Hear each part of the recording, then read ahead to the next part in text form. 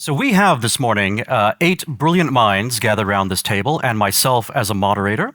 And we want to hear primarily from our panelists, not just about our panelists. But I should go around and introduce these brilliant leaders who are helping to regenerate our country and indeed our world. These are leaders coming from technology, education, the arts, journalism, policy, and more. I'll go alphabetically, so I'll begin with Phillip Blond, who is the director of Res Publica in the UK and is the author of a very important book called Red Tory. Next to him is Johnny Burtka, who is the president of the Intercollegiate Studies Institute and is the author of a very important compilation of works called Gateway to Statesmanship that was published about a year ago. Rod Dreher, who is over here, is a scholar with the Danube Institute in Budapest. He is the author of a great many very important books, including Live Not by Lies, which I very highly recommend. Michael Gibson is the founder and general partner of the 1517 Fund, and he also has a book which I highly recommend called Paper Belt on Fire. Next to him, we have Mary Harrington, who is a writer for Unheard, a contributing editor there.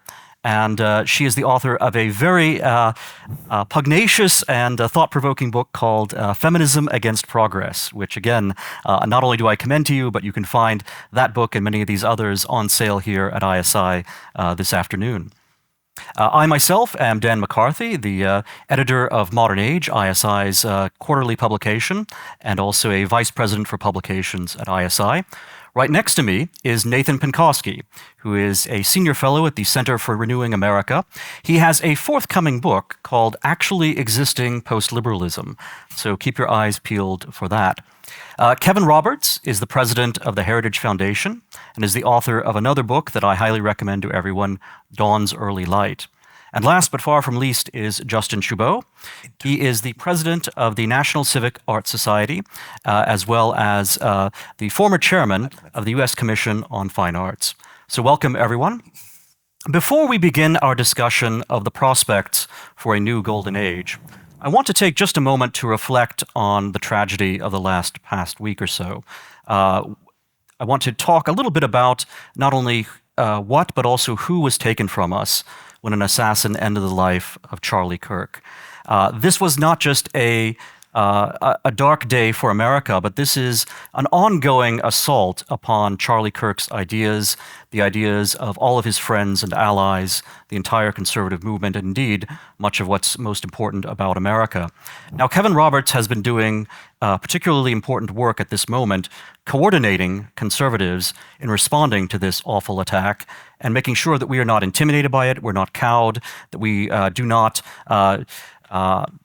suffer from discouragement and a retreat as a result of now the bullets that have taken out one of our greatest young leaders and that in fact may be aimed at others in the future. Kevin, could you say a few words about how the conservative movement is responding to the murder of Charlie Kirk? I'd be honored to. First of all, Charlie, who was a friend of many people here, is a martyr. Charlie Kirk is a martyr. And therefore, the person who was taken from us was not just an important political activist, vital to the Trump-Vance victory in 2024, not just someone who uniquely could activate younger Americans. Most importantly, he was someone, especially in the last several years, who emphasized his faith at a time when, in this era, leading up to a new golden age, which I'm still convinced that we are going to experience, so many Americans refused to be religious at all, let alone in public. And so the way we honor Charlie Kirk at Heritage, starting last night, we erected a banner on our building in DC. Beautiful picture of Charlie and his wife, Erica. And one of his last comments, which I think should really be our charge in the conservative movement, he said, get married, have children, build a legacy, pass down your values, pursue the eternal, seek true joy. We do that. We want to convert people religiously, philosophically, but we also must defeat the radical left because we cannot compromise with them. So Charlie Kirk gives us a great example of someone who came of age in an America that seemed to have lost its best years and that seemed to be slowly losing ground around the world and also even at home in terms of its own ideas and principles. And he was a voice of regeneration. He was someone who lived his entire life as a force for renewal. And so I think he starts off this conversation for us in a very, very effective way, showing us an example of someone who was changing America for the better, and who now gives us a place from which to depart and to carry on his work, and indeed work that all of us have been doing over the course of many years. That it was so inspiring to hear earlier this year President Trump talk about a new golden age following his second inaugural. And this, of course, is a very bold vision. The idea of a golden age, not simply an age of recovery, not simply an age of perhaps overcoming the immediate burdens that are upon us, but rather actually getting back to the very best of our civilization and our country. That's something that, for too long we have not dared to endeavor. And now it seems as if we, once again, are taking this idea of a golden age very seriously. So I wanted to begin by asking all of our panelists, what does a golden age mean to you? What do you think is the most promising sort of green shoot within your own field of renewal, not only for America, but for the world? We have a number of panelists from the UK. Rod is greatly familiar with Hungary, where he lives right now. So we have not just a renewal happening in America, but really within the West as a whole. And so I'd be very curious to hear what you are personally most encouraged by and see as the beginning of a new golden age. Rod, maybe we'll start with you. Okay. Well, this past summer, I went to France to write a story for the Free Press about the 3-day pilgrimage that traditionalist Catholic youth take from Paris to Chartres. It's a walking pilgrimage. And the average age of the pilgrim was 19. And I interviewed these young people, and they were completely filled with joy, and they all said in one way or the other, we're here because we were given nothing by our society, but we're looking for God, we're looking for transcendence, we're looking for our roots, and we're looking for community. And what I was so struck by is I tend to be, I'm a Gen Xer, I tend to be cynical and kind of black-pilled about the future. Not these kids. And when I left Chartres, I thought, if this country, if this civilization is going to survive, it's going to be because of them. Because they refused the hopelessness and the nihilism that their parents' and grandparents' generation bequeathed to them, and that the French novelist Michel Houellebecq explores so well in his work. Secondly, I am encouraged by the rise of the populist right in Germany, the AfD party, Alternative for Germany. They have been so persecuted by the German establishment, the media, the government, and so forth. And if you look at because they're against migrants, but if you look at their platform, they basically read like a Republican Party platform circa 1995. And these are not neo-Nazis, but that's not how they're treated. And yet, just yesterday, I think, they're finally polling as the #1 party in Germany. So there is an awakening, too slow, I think, but an awakening nonetheless, both religiously and politically among Europeans that says we have to change. And I'll end on this. When Vice President Vance gave his Munich Security Conference speech that so scandalized the European elites that the German head of the conference openly wept, my smartphone in Budapest, no, it seriously happened. My smartphone in Budapest lit up with texts from Bucharest all the way to London for my young conservative friends saying, finally, somebody said it. I was at a monastery in the south of France earlier this year, and the Père Abbé, the abbot, said, you go tell your friend J.D. Vance that we pray for him every day in this monastery because the future of our country depends on his success. So that's the good news. So, Mary, your book is Feminism Against Progress, and right now there seems to be some progress being made against feminism. And not only that, but also Also against transgenderism, which is a movement that has hijacked even feminism itself. So I'm curious, what promising signs do you see of a recovery of sanity and perhaps even a golden age? There are definitely some green shoots on that front. I just wanted to add a footnote to Rod's comment on the resurgence, which I believe I see as well in the UK, of religious sensibility, of a recommitment to Christian faith. That's definitely happening. There have been quite well evidenced studies in the UK of young people in particular returning to Christian worship. But I wanted to add a gloss to that, which I think is particularly interesting about that, is that young people are not returning to liberal Protestantism. They're just not. They're abandoning. It's tumbleweed.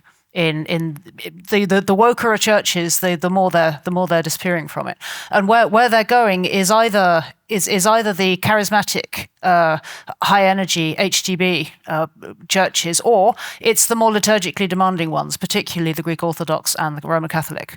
And I think there's something very interesting going on there about a backswing from the sort of anything goes sensibility of the 1960s, really up to a relatively recent point, which is happening at the level of people's relationship to God. And I think there's something incredibly hopeful about a willingness, particularly among the young. And I'm looking around at all of these fresh, wonderful young faces who've come to join us today. A willingness among the young in particular to say, no, actually, we need structure, we need form, we need hierarchy, we need continuity, we need substance. We can't just have this sort of wibbly-wobbly sense that anything goes. That's not enough to live on. And I'll just to round that off, it was fascinating to me. Those of us who are here overnight stayed in a hotel in Wilmington, and outside there was a little row of protesters who discovered that the speakers for this conference were staying at the hotel, and they'd all come along to be angry at us from the pavement. And what was fascinating about it is the age of the protesters. They're all in their, they all look like they must be in their 60s. So this is a generation that protested their own parents for having too much structure, too much form, too much tradition, and now they're protesting their kids for wanting it back. And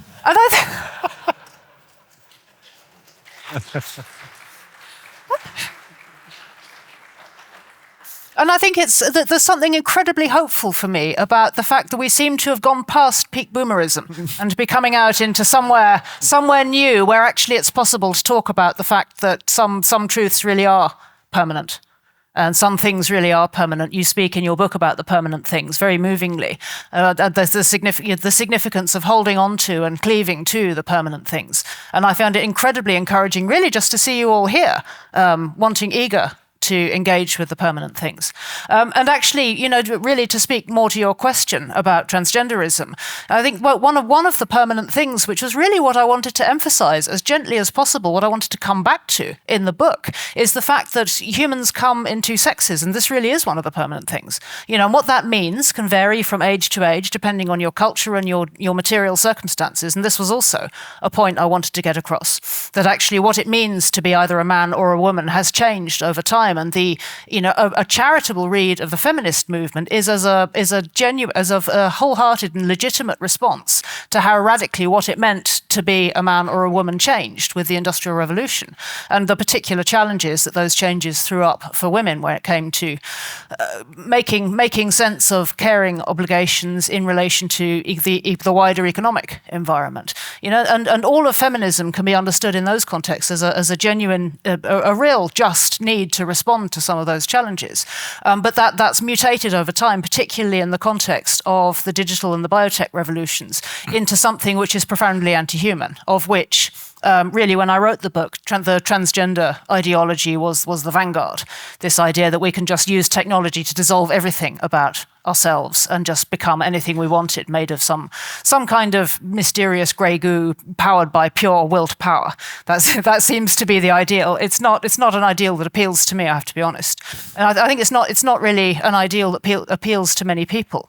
And any woman with eyes and a functioning brain, especially those with children, can see fairly quickly that it's not an ideal. This is not a vision which is in the interests either of women or of children. And so I find it incredibly hopeful, as you say, that this is some pushback is now being made. You know, I welcome President Trump's executive order on day one, I believe it was, state making it very clear that yes, there are two sexes, and this is just one of the permanent things. And can we just, you know, I see that, you know, the trench warfare is ongoing in your country. The trench warfare is ongoing in my country as well. But it feels as though some kind of high watermark has been passed there. I mean, I do feel my hunch when I wrote Feminism Against Progress is that this isn't just about transgenderism, and that in fact there are some profound questions that I think the right is continuing to have to grapple with, as concerns our understanding of what it is to be a person in relation to biotech. What is it? What further permanent things are there about what it is to be a person that are thrown into question by gene editing technology, by surrogacy, by any of these other, you know, vanguard cutting edges of the biotech industry. And I think there are profound questions there which remain unanswered and perhaps we'll come to today. I mean, I know this is an area which is of interest to your foundation, Kevin. And it's something which I'm sure a number of you here think about. So yeah, I mean, there's lots still to do, but it's an exciting moment, and there are certainly some reasons to be hopeful. So are there, Michael Gibson, prospects for generating a golden age based on, you know, Mary has alluded to the dangers of technology, but there are also promises that new technology offers as well. And you're a man not only of business and of enterprise and technology, but also of liberal learning. And so I think you have a strong sense of how to integrate these things and take the best from the world of technology and business rather than letting us succumb to the worst. I'm curious, what signs do you see that indicate a golden age may be on the way? Well, first, I would love to say a word about Charlie Kirk that stands out to me in my life, which was, so I helped Peter Thiel start his fellowship program back in 2010. This was a program where we gave $100,000 to 20 people a year with two conditions. You had to be 19 and under to apply, and you had to essentially not go to college. Had to either never step foot on campus or drop out. We focused a lot on science and technology, but we had people apply who were just interested in the philosophy behind the program. And one of them was Charlie Kirk. So he applied to the program in 2013. He was a semi-finalist, and we passed over him because he was pitching this crazy idea that he wanted to start a media company. And that was not technology to us. We were inspired by his drive and his willingness to, you know, push a contrarian view on campus. But we did not think it merited the grant. But he kept coming to our events and interacted with him on that capacity. And you know, the tragedy, I think, is not only that he would go to college campuses and debate. I think he was killed also because he was so effective. And one of the reasons I think he was so effective is because he didn't go to college.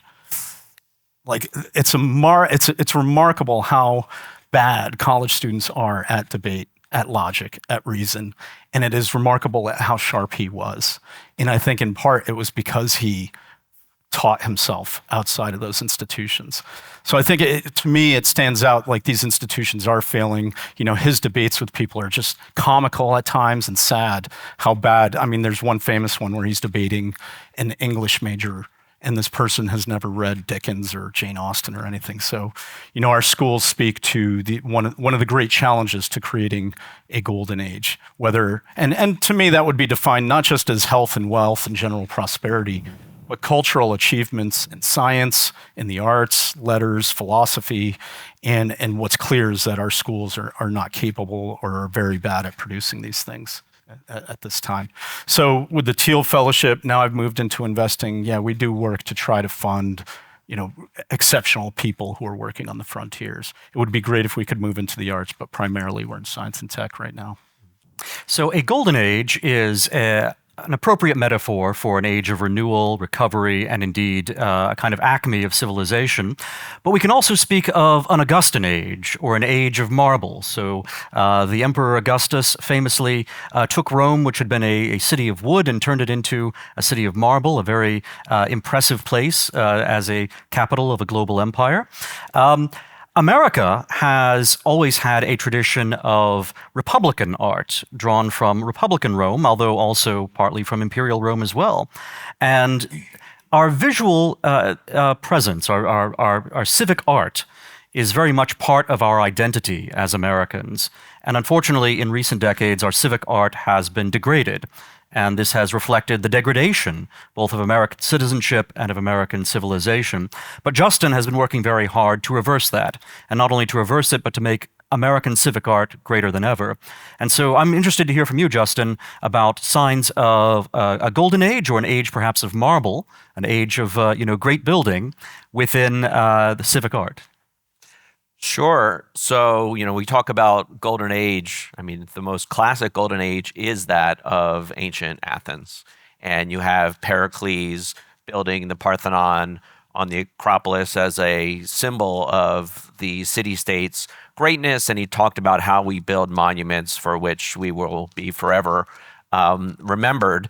And the founding fathers, particularly Thomas Jefferson, were keenly aware of the importance of architecture for the body politic. And they sought to harken back to democratic antecedents in the ancient world when designing the core buildings of government.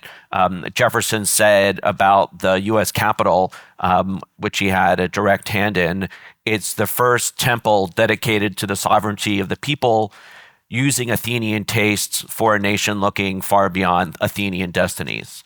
And the founders recognized the time-honored, timeless nature of classical architecture, its beauty, its order, its benevolent hierarchy, and they incorporated it when designing the new nation's first government buildings.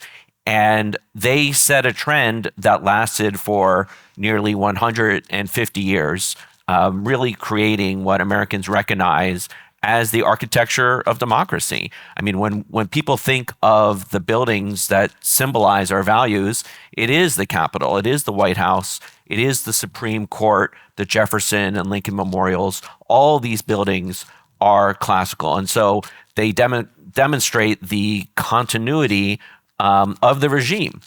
But after World War II, federal architecture took a very terrible turn, completely rejecting classicism, building brutalist and ugly and dismal styles of architecture, totally rejecting the past, starting from essentially a year zero.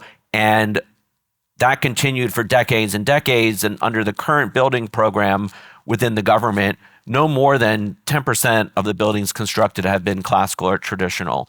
But President Trump, and this is where we're talking about what exciting things happening today, he recognized the deleterious state of federal architecture and just a few weeks ago issued an executive order that reoriented design from ugly modernism to beautiful classical and traditional design.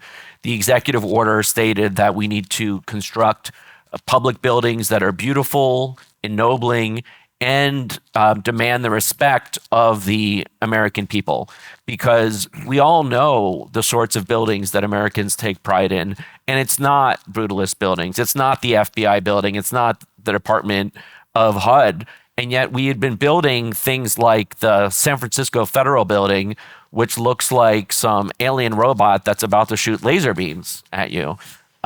Or look at the Salt Lake City Federal Courthouse, which has been widely described as the Borg Cube. And President Trump, to his credit, recognized the superiority and popularity of classical architecture. And with this new executive order, he is clearly showing that America looks back to the founding fathers, that we are in our first and only regime, unlike some other countries like France, now in its fifth republic, and also that we are situating American civilization within Western civilization. Since, of course, Western civilization, is symbolized by those ancient Greek and Roman buildings. And President Trump even said when he was running for office, we will restore the classical tradition of Western civilization.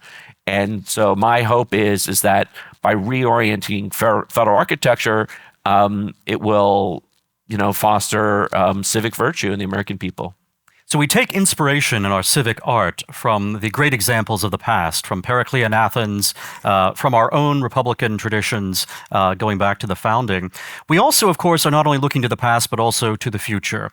And so, Nathan Pinkoski, I'd be interested to hear about your thoughts on post-liberalism and actually existing post-liberalism in particular. Well, actually, I think the way we might come at this, your thinking on Pericles, and the character of that golden age made me think about Pericles' speech, the funeral speech in Thucydides. And it was taken, still is taken, as a great statement of what that particular moment in Greek history, what Athens had been able to accomplish, and was often, and indeed in more confident times in our own national history, we would teach directly that speech exerted from Thucydides. So that would be a sort of standalone text as to what we could accomplish as a democratic people, what we could accomplish in our own golden age. The speech, Pericles does not mention the word moderation, sophrosune, in that speech. This is Thucydides' esoteric critique of the golden age of Periclean Athens. What was missing? And I think if we want to think of ourselves as dealing with the golden age, we have to reckon with the fact that we cannot say that about our own time, that we lack moderation. What I see around us, the loss of our own political order, the turn away from some of our most important tenets, the turn away from liberal constitutionalism, is precisely a turn towards mediocrity, the lowering of standards. We speak sometimes of the deaths of despair and speak about that with reference to one particular national crisis, the opioid crisis. But I think it speaks to a broader climate of a decimated, bleeding civil society. And so I very much admire those who are encouraging us to get married, to have children, to aspire for home ownership.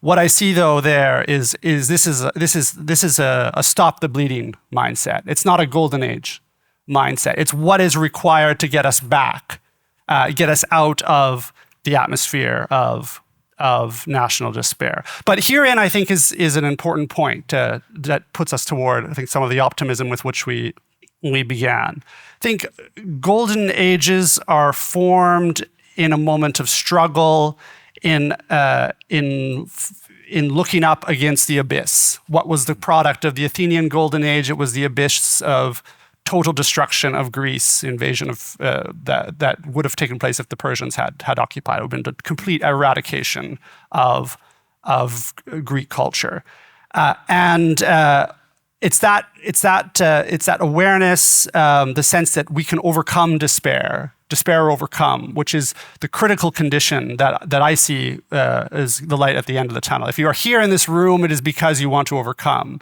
If you are involved and listen to the activities that ISI does, or paying attention to the broader, I think, energy in the conservative movement, is because you want to overcome despair.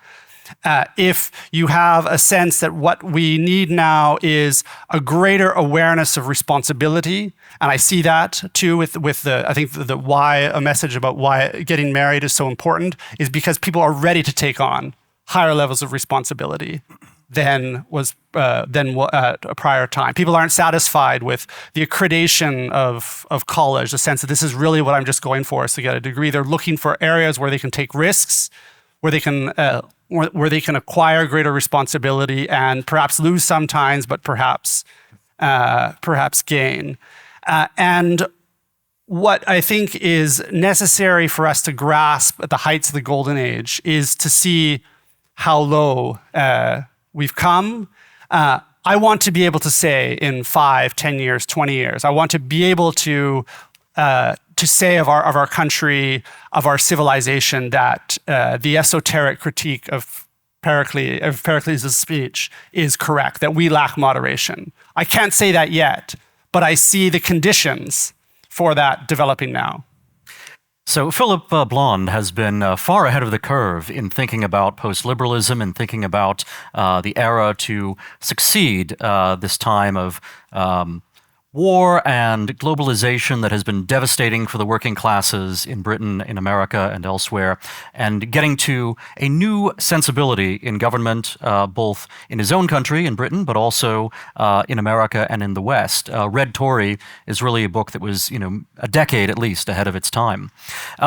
So, Philip, what signs of renewal do you see of a perhaps impending golden age with all that's happening in Britain right now? You have a new king, you have a political system that seems to be in flux with perhaps the decline of both Labour and the Tories, the rise of this new third party, Reform. It seems as if Britain is changing. Is it changing in ways that will lead towards a golden age, or in ways that may be leading perhaps to a less clear outcome?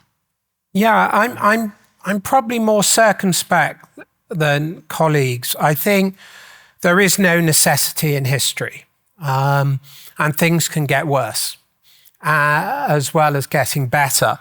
And I think we're at that point. We're at a fulcrum point in human history. And when you look backwards in the mirror at history, you can identify periods and times when things got worse and when things got better. And it's not clear at the moment whether things are going to get worse or going to get better.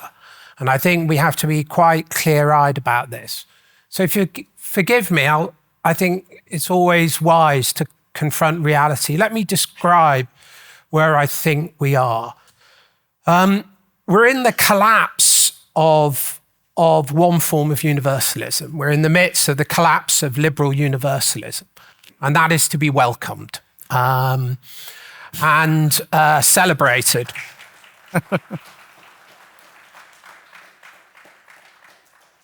Now, what's very funny about liberal universalism is their sole universal claim is there are no universals. and consequently, liberals vacated universals of any content, any direction, and any teleology. And as a result, they invented and created the conditions for authoritarianism. Because if there are no universals and all there is multiple competing wills to power, you need a strong state that doesn't believe in anything to police people who believe in anything. And the collapse of that settlement is to be welcomed. But where I differ from my friends, much to their regret and much to my chagrin, is I don't think nationalism is a conservative response. I think that liberal globalism was a disaster. But it's also a disaster to surrender universals and to say to liberals, well, you've ruined the world through your universal denial of universals. So we're not going to do universals at all. We're going to retreat to particulars. And the particulars we're going to retreat to are nation, nationalism, race, ethnicity. And that, to me, is a recipe for a war of all against all. And nationalism is liberal. I know this is a difficult concept to grasp, but it is true. It is liberalism writ large, and it is also to be rejected precisely because it is a collective form of the liberal falsehood. And the reason nationalism is to be rejected is a Christian reason. Universals are not restricted to one people, one place, and one ethnic group. Universals apply across the whole human sphere. And human beings are very interesting creatures. Aristotle said the mark of a human being is that they can change their nature. And human beings generally are not changed by coercion, but they are changed by persuasion. And human beings are persuaded by universals. And human beings, because they're persuaded by universals, are open to being persuaded about different forms of life and different forms of living. And for me, the great disaster is if conservatism abandons universals and retreats into nationalism, because that is the recipe for war, that is the recipe for ethnic conflict, and that is the recipe for the particularization of the universal. And I think America is at that point now, as is Europe. And if we go that route, we deny everything from our Christian and Jewish legacy. And what I think we have to do is say liberals were wrong about universals.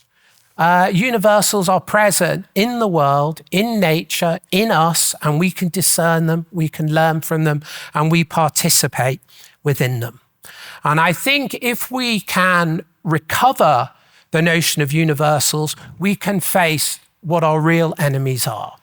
And we are in the world that Huntington described. We are in a contest of civilizations. And a retreat into circling the wagons and hoping they won't come to you is facile and historically stupid. We are in a world where our enemies are in bad forms of empire and bad forms of racial empire, and they are contesting us both at home and abroad. And we are also facing ideational enemies that are similarly committed to universals, but bad variants of it. If we want to defend our nations and hope that they don't fall to Chinese or Russian imperialism or Islamification or nihilism, then we have to recover a Western imperial project. And by that, I mean nothing other than the imperialism of the good, the true, and the beautiful.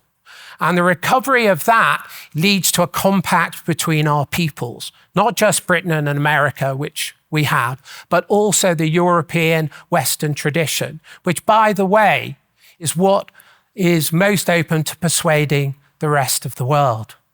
What is forgotten in geopolitics is China is at the brink of becoming the most populous Christian country. Not, unfortunately, Catholic, but a form of evangelical Protestantism, which I also welcome. And so the point is that we don't have a nationalist option. The only option we have, if we want to fight against enemies, foreign and domestic, is recovering our shared imperial vision. That is an imperial vision that, yes, has power and coercion, but has persuasion. And in that, we have to offer forward a universal account of human personhood that others can share. And this can stabilize nations, prevent migration, cease violence. Because the only thing that triumphs historically in human history over ethnic warfare, which is what has killed most human beings in human history, is imperial universalism. It is empire and a universal philosophy of peace. That's why you had the Pax Christiana, the Pax Romana, and of course the greatness of the British Empire, which, as colleagues have said, is when we were in a similar abyss at the end of 18th century England. If you look at Hogarth's engravings of Jin Ali, and the world was taken over by the Whigs, mercantile liberals, who were abusing our colonies, doing dreadful things across the world. And evangelical Christians took back the British Empire from, dare I call it, the libertarians, and converted the British Empire into the greatest force for moral good the world has ever known. And I would chart that from the Council of Vienna that declared global British war on slavery to the defeat of Nazi Germany. And that torch, I think, now falls to America. And America is, I think, the site in which the recovery of this vision will be based, not least because you are, at the moment, one of the few kind of contesting superpowers. And if you can ally that, not to a transactional relationship with your friends and allies, not to breaking the compact of the West, but restoring it in the right and proper fashion, then we have a shot. Then we have a shot against our enemies, foreign and domestic. And that is the path, I hope, that America and the West takes to recapitulate our history and recover our vision. And the green shoot for me is we can, for the first time in many a year, talk about this. We hope you're enjoying Project Cosmos, conversations on the future of civilization. If you'd like more content like this, please like and subscribe or sign up for our newsletter, the Intercollegiate Review, in the comments section. So Gateway to Statesmanship, the book that Johnny Burtka edited, is a remarkable compendium of mirrors for princes, gathered from all the way back to Xenophon writing about the life of Cyrus, through to Charles de Gaulle. This compilation brings together great minds who in many cases are serving republics and others are serving empires or kings. And Johnny, in his role as president of the Intercollegiate Studies Institute, is responsible for cultivating the next generation of presidents, of perhaps in some ways, kings without crowns in terms of their leadership throughout a whole range of fields, whether it's education, business, or journalism, any number of others. Johnny, I'm interested in your perspective as someone who's not only a youth leader yourself, but also the leader of the next generation of youth. What signs of renewal and regeneration you have seen? Well, yeah, thanks, Dan. I mean, I think the exciting thing is that the energy among young people on college campus today on the right, I think it's totally different than it was 10 years ago amongst millennials, because I think millennials still grew up in this relatively neutral world that was shifting to a actually existing post-liberal world that was sort of ordered around progressive social principles. And so the young students I'm encountering through ISI are, one, more traditionally religious than ever before and understand that the basis of Western civilization is that Judeo-Christian foundation.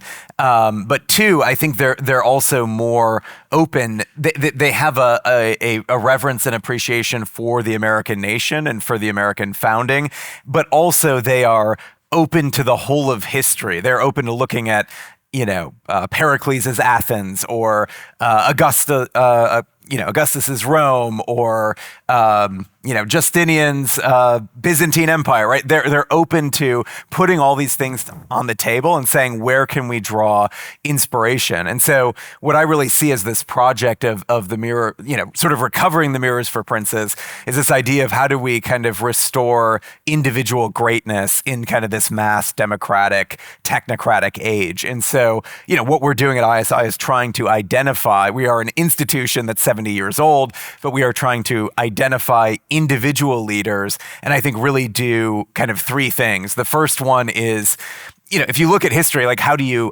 great leaders come about? I think there are three main things. The first one is imitation. Right, so Cicero called this the shortcut to greatness. If you want to become great, start pretending to be great, start acting great, start hanging out with great people, start reading great literature, right? Shape your mind with the images of great men and women from history. Winston Churchill did this. He had a bust of Napoleon on his desk, right? And our friend Dan Mahoney says Napoleon was as great as you can be without actually being good. And so he had the bust of Napoleon on his desk, and Napoleon imitated Caesar, who imitated Alexander, who imitated Cyrus, and there's this sort of link. Andrew Roberts calls it almost an apostolic succession of kind of great statesmen, right? And so imitation is key, and that happens again both in real time with an individual mentor or tutor or professor, but also you can take mentors from history through the study of biography, through the study of Plutarch's, lives and things of that nature. So imitation is number one. The second is imagination. And, to me, it's thinking about those great works of epic literature, whether it's Homer or Virgil or Dante. I mean, these are texts that, it's utterly wild to think that you could write a text that has such penetrating truth about your own time and the mythology that has kind of formed your people, but that it could also speak to people 1, 2, 3,000 years later in shape in the course of entire civilizations unimagined at that point in history. And for, 1,000 years in the Eastern Roman Empire, Homer's Iliad was the foundational text for training statesmen, right? So this is something that I think that needs to be recovered. And I would also, when we think about America, one thing that's rarely, we learn a lot, especially kind of in the conservative intellectual circles, about the sort of abstract political principles of the American founding, but there's actually very little, if no, enculturation in American literature. So what is the American canon, the epic poetic canon that shapes the imagination of the American people? I don't know, right? And frankly, I've sort of been through all these programs and I've not read much of it. I've mostly read political philosophy and biography, right? So I think kind of recovering that aspect of imagination. And then the last thing, and this gets to Phillip Blond's point, is participation. And this is really participation in universals, right? And as a Christian, this is kind of participation in the grace of God, but God himself through theosis, right? Becoming one, not becoming one, I'm going to go into heresy here. What I'm carefully trying to say is participating in the nature of God by grace through the Holy Spirit. And so I think that with all of these big plans for a golden age, I do think that emphasis, especially with young people, on this isn't something that your will, even though I think we need to encourage kind of the appetite for greatness, this isn't something that you just merely accomplish with your will. This is something that you need the first thing every single day, every single morning, to sit in silence before the presence of God and to participate in the energies of God. And that is something that can transform not only individuals, but entire cultures. And I, of course, take inspiration from what Christianity did in the Roman Empire, largely through martyrdom, is to convert the greatest pagan empire in all of human history, where the emperor literally believed he was a god, right? To convert that so on the top of every single pagan temple there was a cross. And I think the courage and the bold vision of Saints Peter and Paul that led to their martyrdom, to get to Rome, to convert that empire, even if it took 300 years, is something that we need to keep in the forefront. So no one has a more comprehensive view of the American conservative movement than Kevin Roberts. And he is more than just a custodian of a great tradition. He's also someone who is renovating that tradition and who is bringing it up to date with the populist impulses of America in the 21st century. So he is both a conservator but also an innovator. And so I'm curious to hear your thoughts about signs of a new golden age on the right.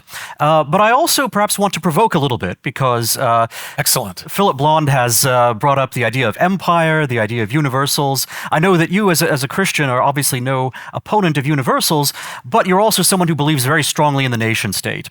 And you're someone who has been an eloquent spokesperson at the National Conservatism Conference and other such meetings. So please tell us about where conservatism is going, its opportunities for a golden age, and in particular, what a golden age for the nation would mean, for America in particular.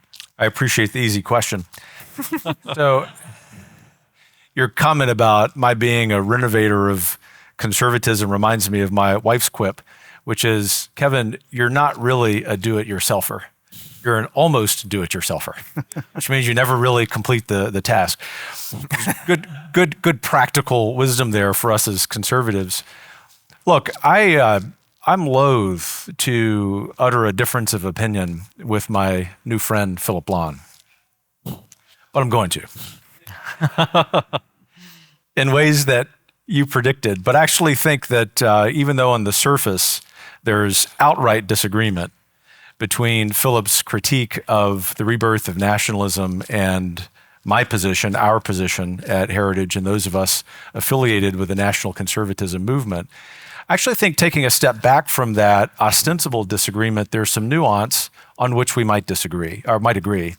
And that would be, as I would tend to do, to Dan's point, bring in some history to the philosophy.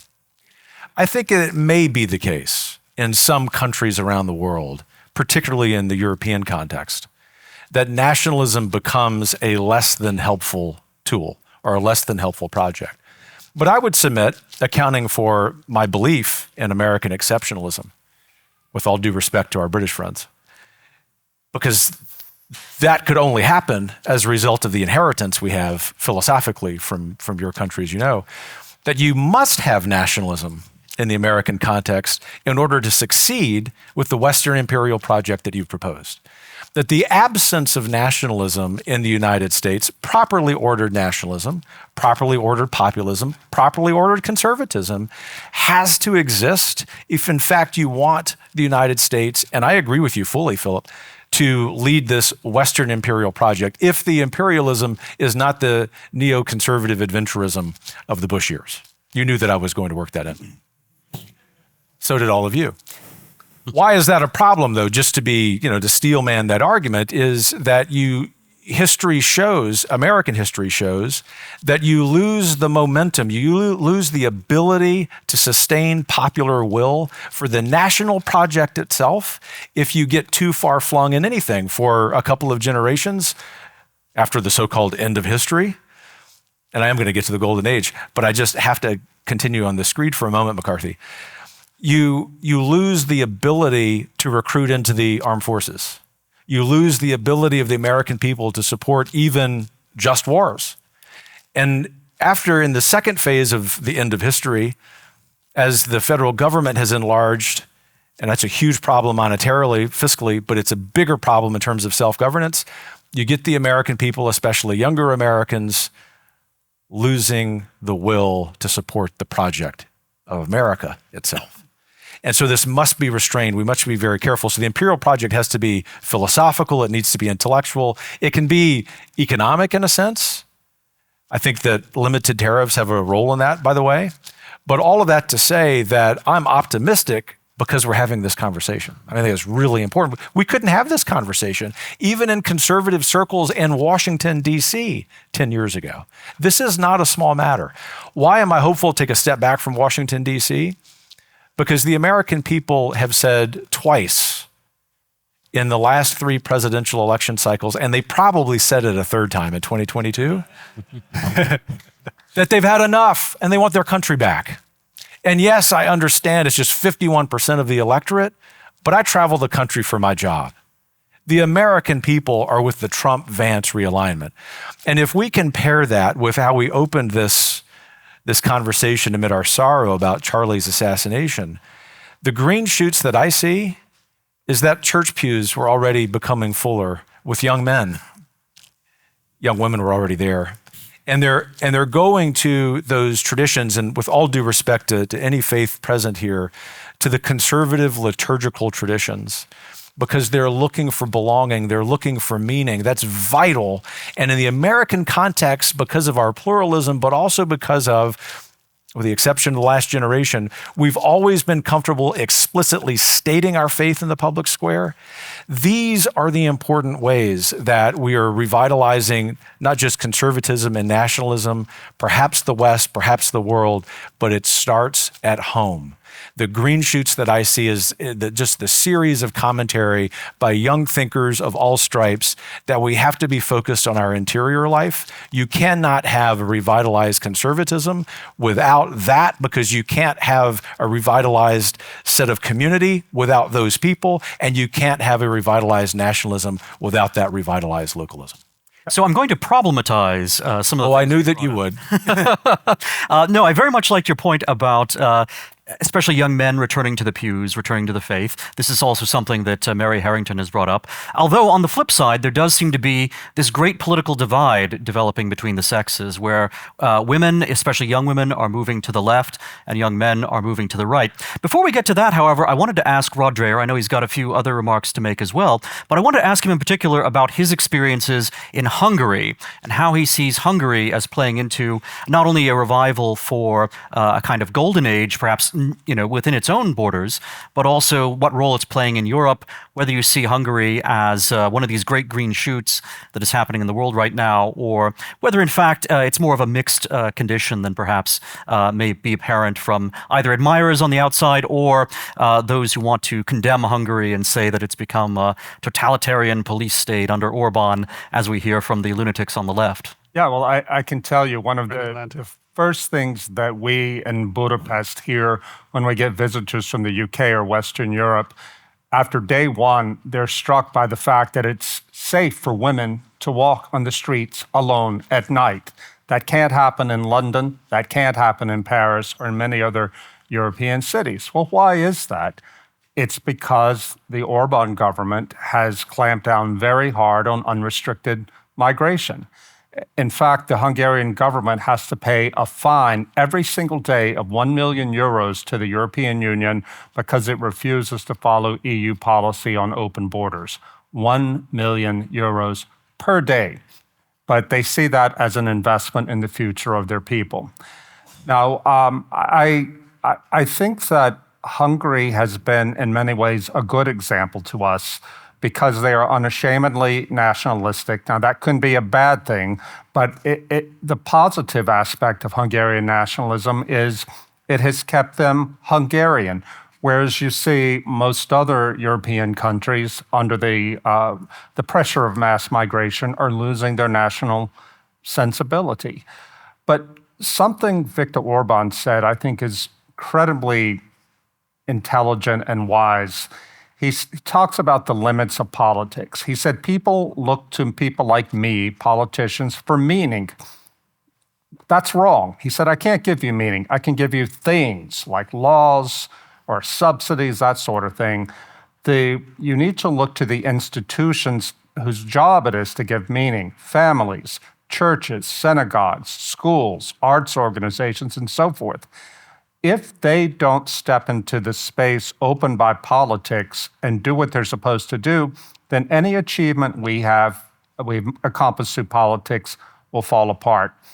Now, he's also said that the West, and very bold about this, and you can imagine how popular this makes him in Europe, he said that the West will not survive unless it returns to Christianity, period.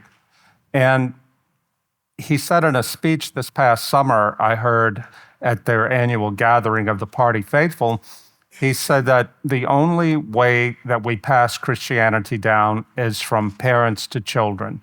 He said, very soon we will learn what sort of parents we have been. Now, that was a melancholy thing for him to say because despite the open Christianity of the government and its pro-Christian policies, people don't go to church in Hungary. Even young people, they really don't go to church. And they aspire to be more like the deracinated secular Europeans.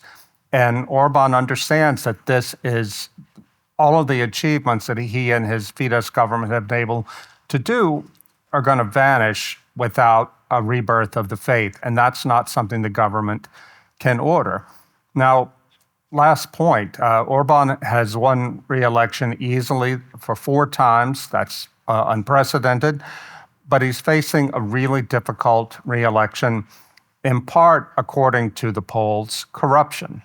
That the allegation is he's been in power too long, he's allowed a certain oligarchy to rise up around him, and people are fed up with it. For the first time, he's facing an opponent not from the left, but from a turncoat from the Fidesz party, who gives people a chance to vote against Orban without voting for the left. Now, I think most people who are savvy understand that if this fellow, his name is Peter Magyar, if he wins, he's going to become the cat's paw for Brussels, for the European Union. But the fact that the economy has gotten so poor in Hungary, they're suffering a downturn like the rest of Europe, that's causing a lot of discontent. So I think 2.5 cheers for Hungary. But I think, again, the most important thing that he has said, Orban, is it all goes down to Christianity, which, by the way, makes me so pleased to hear J.D. Vance the other night when he hosted the Charlie Kirk show. He concluded with this rousing 13-minute monologue at the end in which he was explicitly Christian, talking of this as a Christian country. I think that as Tertullian said, the blood of the martyrs is the seed of the church. I was heartened sitting in Budapest to see all of these people who were mourning Charlie Kirk's martyrdom going out not to burn down cities and loot stores, but to come out and publicly pray. I think that what this assassin will have done, may have done, I hope he will have done, is to unleash a return to true faith. in the way that Kevin was describing, not simply going to church, but having a true inner conversion that can renew the country, that can renew the West. I don't see any other way for it to be done. Politics is necessary, but not sufficient. Mary was the first at this roundtable to call our attention to these signs of renewal, especially within the more liturgical churches. On the other hand, there are some danger signs as well. So the United States is losing its connection with its historic Protestant religion. It has ceased, I think, to be a Protestant majority country as of about a decade ago. And then more recently, in just the past 3 or 4 years, Great Britain, for the first time in probably close to 2,000 years, has ceased to be a majority Christian country. So I'm curious to hear perhaps Mary's thoughts on not only the state of Christianity, whether this is a momentary, the decline of more progressive forms of Christianity that will now be replaced by more conservative or liturgically traditional forms, or whether there's a bigger problem here. And of course, immigration is also a big component of the religious complexion of the future, both in Europe and in the United States. In Europe, of course, there's enormous Muslim immigration. In the United States, even though there is this, sort of boomer and even millennial mentality that immigration comes primarily from Latin America and that it's all Catholic, in fact, America has had an enormous amount of non-Christian immigration from India and even indeed from China. China may have a burgeoning Christian population, but it's still, of course, by far a majority non-Christian country. So, Mary, I'm curious about these demographic realities and some of the other, perhaps, challenges that a renewal of the Christianity that's at the heart of Western civilization may be facing.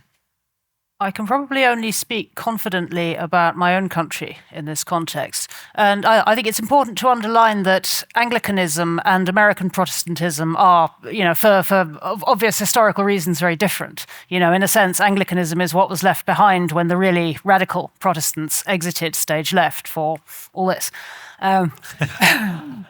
So there's a fork in the road that happened some time ago now, which has taken those two confessional instincts in quite different directions. Anglicanism has always done its level best to hew as close to Roman Catholicism as possible without actually swimming the Tiber. And there are internal conflicts within the English Church.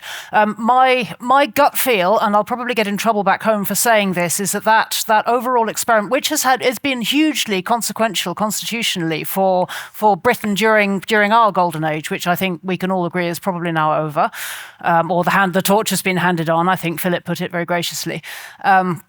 But over the arc of England's constitutional flowering, which I think we could probably say began in 1688 up to maybe 1914, the beginning of the First World War, I would characterise as England's golden age. That was also the golden age of the Church of England, and those two things are deeply bound up in one another. The Anglican Church has always been a very strange pantomime horse creature. Sorry, that's a very English analogy. A chimera, a hybrid of two things, a political entity and also a spiritual one, which worked. It did a reasonable job of bringing together the political and the confessional instincts of the English people and somehow maintaining an emulsion which worked extremely well, politically, religiously, spiritually, to hold that civilizational force together. My gut feel, and this is where I'll probably get into trouble, is that experiment that has probably now run its course. If there is to be a revival of Christianity in England, I think it will be Catholic, and I think it should be Catholic. I think it's time to make England Catholic again. You're not a Catholic.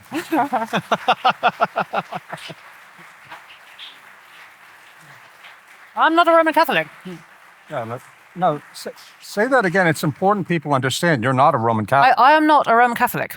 But I say this. No, seriously, I'm not. I say this because it feels we've reached the end of an arc. The old churches should go back. England should go home. And actually, this also speaks to some of Philip's reflections on the relation between on the possibilities for a British Golden Age, and particularly on the relation of Britain to America. Now, it has seemed to me, I spend a lot of time thinking about what it means to be English in the aftermath of the British Empire, because this is not, and I think this is one of the reasons Americans take great interest in the condition of Britain now, because there's somewhere buried in the hope of a golden age, there's a fear of American decline. And there's a sense in which you're sort of looking across the pond at the cousins and seeing a worked example of what that could look like in practice. What does it look like? What does post-imperial decline look like in practice? I love my country. It's my home. It will always be my home. Yet, the British Empire is over, and I think we need to. Those of us who are most realist about that, I think, are also those most clear thinking in terms of what actually needs to change in Britain. But I think specifically to some of Philip's points about our relation to America in that context, it seems in the aftermath of the Second World War, Britain was able to maintain certain delusions about what we might still be as a result of the Pax Americana. The American imposed into global peace, or ish, enabled us to go on treating the Commonwealth as something we would, as a kind of shadow British Empire that somehow was still a functional part of our identity, and also the quote unquote special relationship in all its ambivalent complexity and beauty was manageable simultaneously with our relationship to the Commonwealth, and also somehow we managed to square that with ever closer union with Europe, and somehow we were able to do all those three things at once. Now, my sense is that now the new direction of America in the 21st century, particularly under Donald Trump, has been to say, no, actually, that model of liberal universalism has run its course. It's come to an end. It is no longer tenable for Britain to sustain those three, to keep a foot in all three camps, and we're going to have to make up our minds. And my gut feel is that probably the way to resolve particularly our Atlanticism versus our relationship to Europe would be to renew our confessional closeness to Europe and our political closeness to America. So we will come to Phillip Blond in just a moment here, and then we'll return to this other side of the table. So Philip, first of all, we have this thought that the future of Christianity in England, if there is to be any, is going to be Catholic, which may be a startling proposition. I also want to challenge some of your thoughts on imperialism, because it seems to me that imperialism necessarily means ruling over strangers. And I'm not sure that Hungarians necessarily want to be ruled over or guided by either England or America. And beyond that, there is a risk that, well, it seems to me, depending on how imperialism is construed, that if you are an imperial power exerting hegemony over India or East Asia or other parts of the world, that's not a one-way street. That in fact, as we've seen, that there has been a tremendous influence of the former colonies on Britain, not necessarily entirely a positive influence.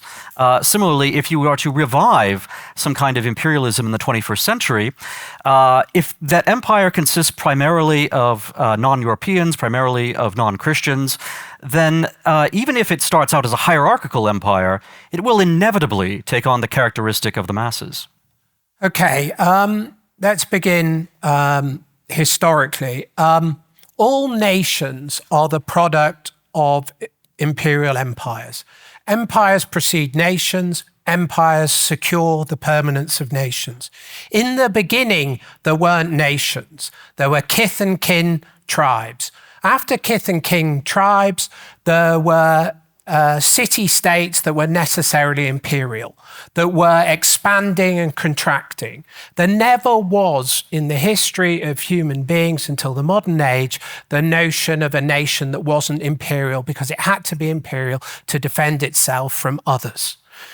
And if you look, to go to Athens, if you look at the Mediterranean, the legacy of there not being an empire was intense and permanent warfare of the most cataclysmic type in the Eastern Mediterranean.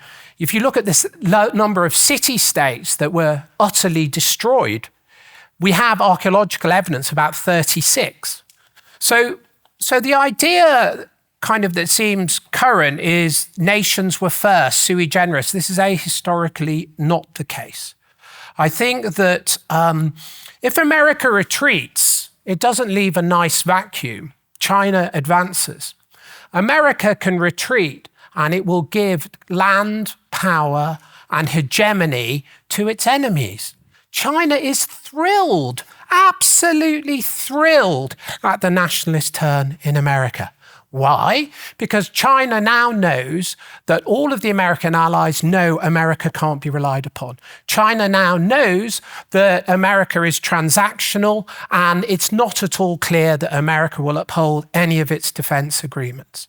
And so China just loves this, as does Russia, for exactly the same reasons. So the idea that there is some sort of natural stasis, which I think several of Marco Rubio's talked about, a natural sphere of influence from America, and then we give Europe or most of it to Russia, and there's China. Never in human history is there a stasis between great powers. When one retreats, another advances. So this is mythical thinking. It's silly. Now, I like America. I believe in American greatness because I think what's best in America is good, and I want it to flourish and extend. And for a Brit, and what's lovely about Britain is I agree with everything Mary said. I think the future is Catholic, and we must and can only argue for a Catholic revival if we're serious about Christians. Christianity being powerful again, which we You're a must member of the see. Church of England. And I'm a member of the Church of England, and I Two Church of England. yeah, Church. I used to go to Peterhouse Church, which is literally more Catholic than most churches, and my youngest boy was baptized there. But I love the Church of England because of its parish system, but I believe that its future lies with Rome. Now, why is this? We cannot defend our West. You may be big and powerful. I don't doubt that. But being big and powerful isn't enough. You will lose, quite probably, in a direct peer-to-peer conflict with China, especially the nearer you fight to its borders. I don't want you to lose. I don't want a Chinese racial empire based on Han ascendancy to have ascendancy over anyone else.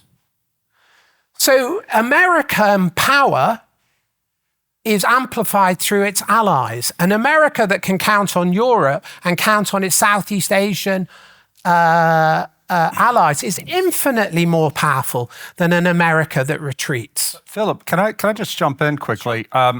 You were talking about the importance of empire. The European Union was founded as a sort of empire within Europe, and it has been, since its inception, been denationalizing Europe to completely suppress any national idea because they think that's what leads to conflict. So what you have now is, if you look at the polls, and when they ask European populations of each country, would you be willing to fight for your own country, not for Europe, for your own country if it were invaded? Vanishingly small numbers of people. So let me speak directly to that. I agree with you. And that is because we have let liberal universals be the only universals. Liberal universals will vacate everything of content. And this is where I agree with Kevin. I believe in Christian universals, in the doctrine of subsidiarity, the doctrine that you access universals through particulars. And I'm with Burke in this, as you all know. You begin with the family and you end up with humanity as a whole. So Ordo Amoris. Sorry? The Ordo Amoris. Indeed. And we know that debate, and I'm with J.D. Vance on that. Let me be very clear. So what I want you to do, I do not believe America, the America that you all want, can survive as an isolationist project. And I think, I want America to survive as imperial in the non-pejorative sense of these are goods which we hold to be valid also for you. Now, if you want to stabilize the world, we need to stop the wars and the conflicts that are happening in the zones that are being contested by other civilizations, because that's where migration comes from. That's where dangerous young men come from. That's where murders and killings happen. And there is only through a new revived form of colonialism that isn't exploitative that we can stabilize these states, because the lesson of human history is unless you stabilize them, you'll get mass migration, you'll get the type of thing that's happening in Europe. So let me be clear where we are. The trouble with nationalism, let me take Europe as an example. The conditions for racial civil war now exist in Europe. I think, as has been Betz's pieces in military strategy show the conditions for civil war are present, according to him, in France and England, and to a lesser extent, America on a more ideational level, but certainly in Sweden and Belgium. The type of civil war that he envisages, he's a professor of studies, war studies, would kill millions. This, to me, is where a nationalism in Europe will go. And the key is to plug countries into something greater than themselves that doesn't evacuate themselves, that doesn't rob that locality of meaning. And I think that is what something like a renewed Pax Christiana, led by America, that amplifies America, which would therefore gain the loyalty of Americans, which is what we need, and what we support, is the only future in which the West survives. If you want the West to survive, you have to revive an imperial project. That is what I'm arguing. I realize it's in a context in which you think you survive by retreating.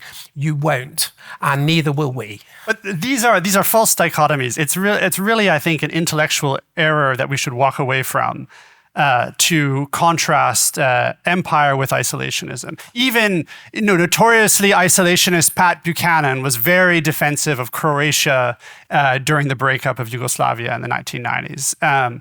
And I think what we have to, I agree with your general picture, but here's the if we're steering this ship, here's some of the rocks we have to avoid. We cannot think that Pax Christiana equals buttressing up NATO and the EU, at least in the present form. It's not about those political institutions. It's something that runs much deeper. It's not about upholding a security architecture that was designed after the Second World War that is no longer relevant and has not been relevant for some time. I think that what one of the mistakes that we made coming through the Cold War and out of it was to subordinate the cultural questions, the trade questions, the economic and commercial questions, all to the security question.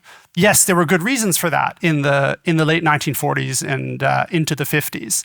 But we do not live in that same kind of order. We have to recalibrate these sorts of aspects. We have to rethink about it. And where I would submit going forward, and actually one of the things we were talking about just before the panel began, I think, is something that you mentioned a thinker I think is a very helpful guide for us and gets at the core of insight, I think, of what you have here, is the path towards recovery requires us to remember what the archetype of a city is, what the archetype of a functioning city is. And this is, of course, what Fustel de Coulanges refers to in the ancient city. The design, that what holds a city together is ultimately religion.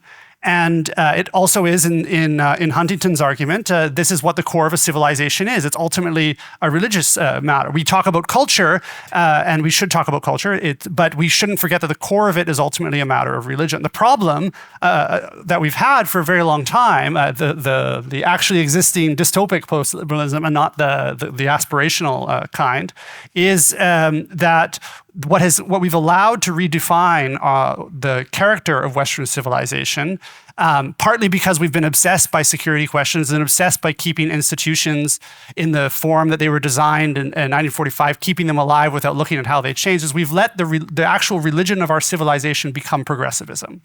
And that's why we need an articulate, intelligible vision of Pax Christiana to recognize that there's something else at hand. I can agree with you, and I do.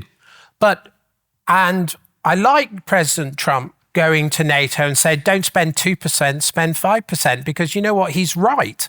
That is correct. But it's one thing to redefine your security architecture. It's another thing to abandon it altogether. And I think that at the moment is the grave risk for America. Where's the evidence, Philip, that Donald Trump is abandoning American security architecture? I'm sorry, but that's just flatly false. It is just quickly, if I may, it is such a false dichotomy to say that if you're going to revitalize nationalism, that it's automatically, and this is what your claim is, it's automatically isolationist. That is historically false, and it's false in the current set of circumstances. I would maintain that falsehood, and I look forward to debating it further. Well, then we're going to debate it.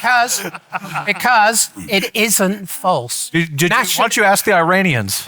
Nationalism does, and I wrote a piece for the Modern Review on my disagreements with this. Pure forms of nationalism of themselves require you to self-identify what you're being national about.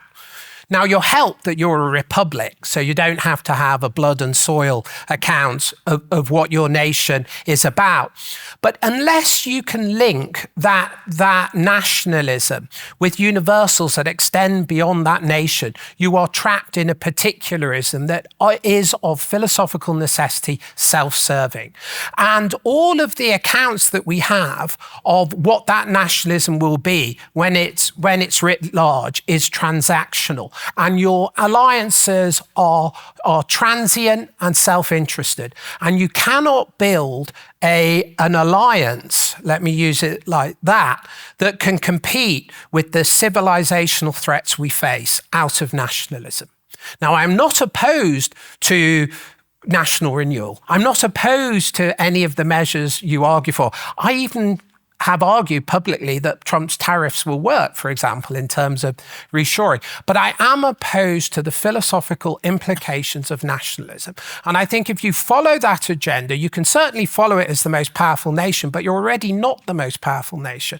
And as somebody who believes in the American interest, I am arguing for the recovery of the compact between Western nations and the recovery of a vivid form of Christianity that argues for the relevance of its universals beyond its particular places. Can I sign up for that? Just real quick, Dan, if I may.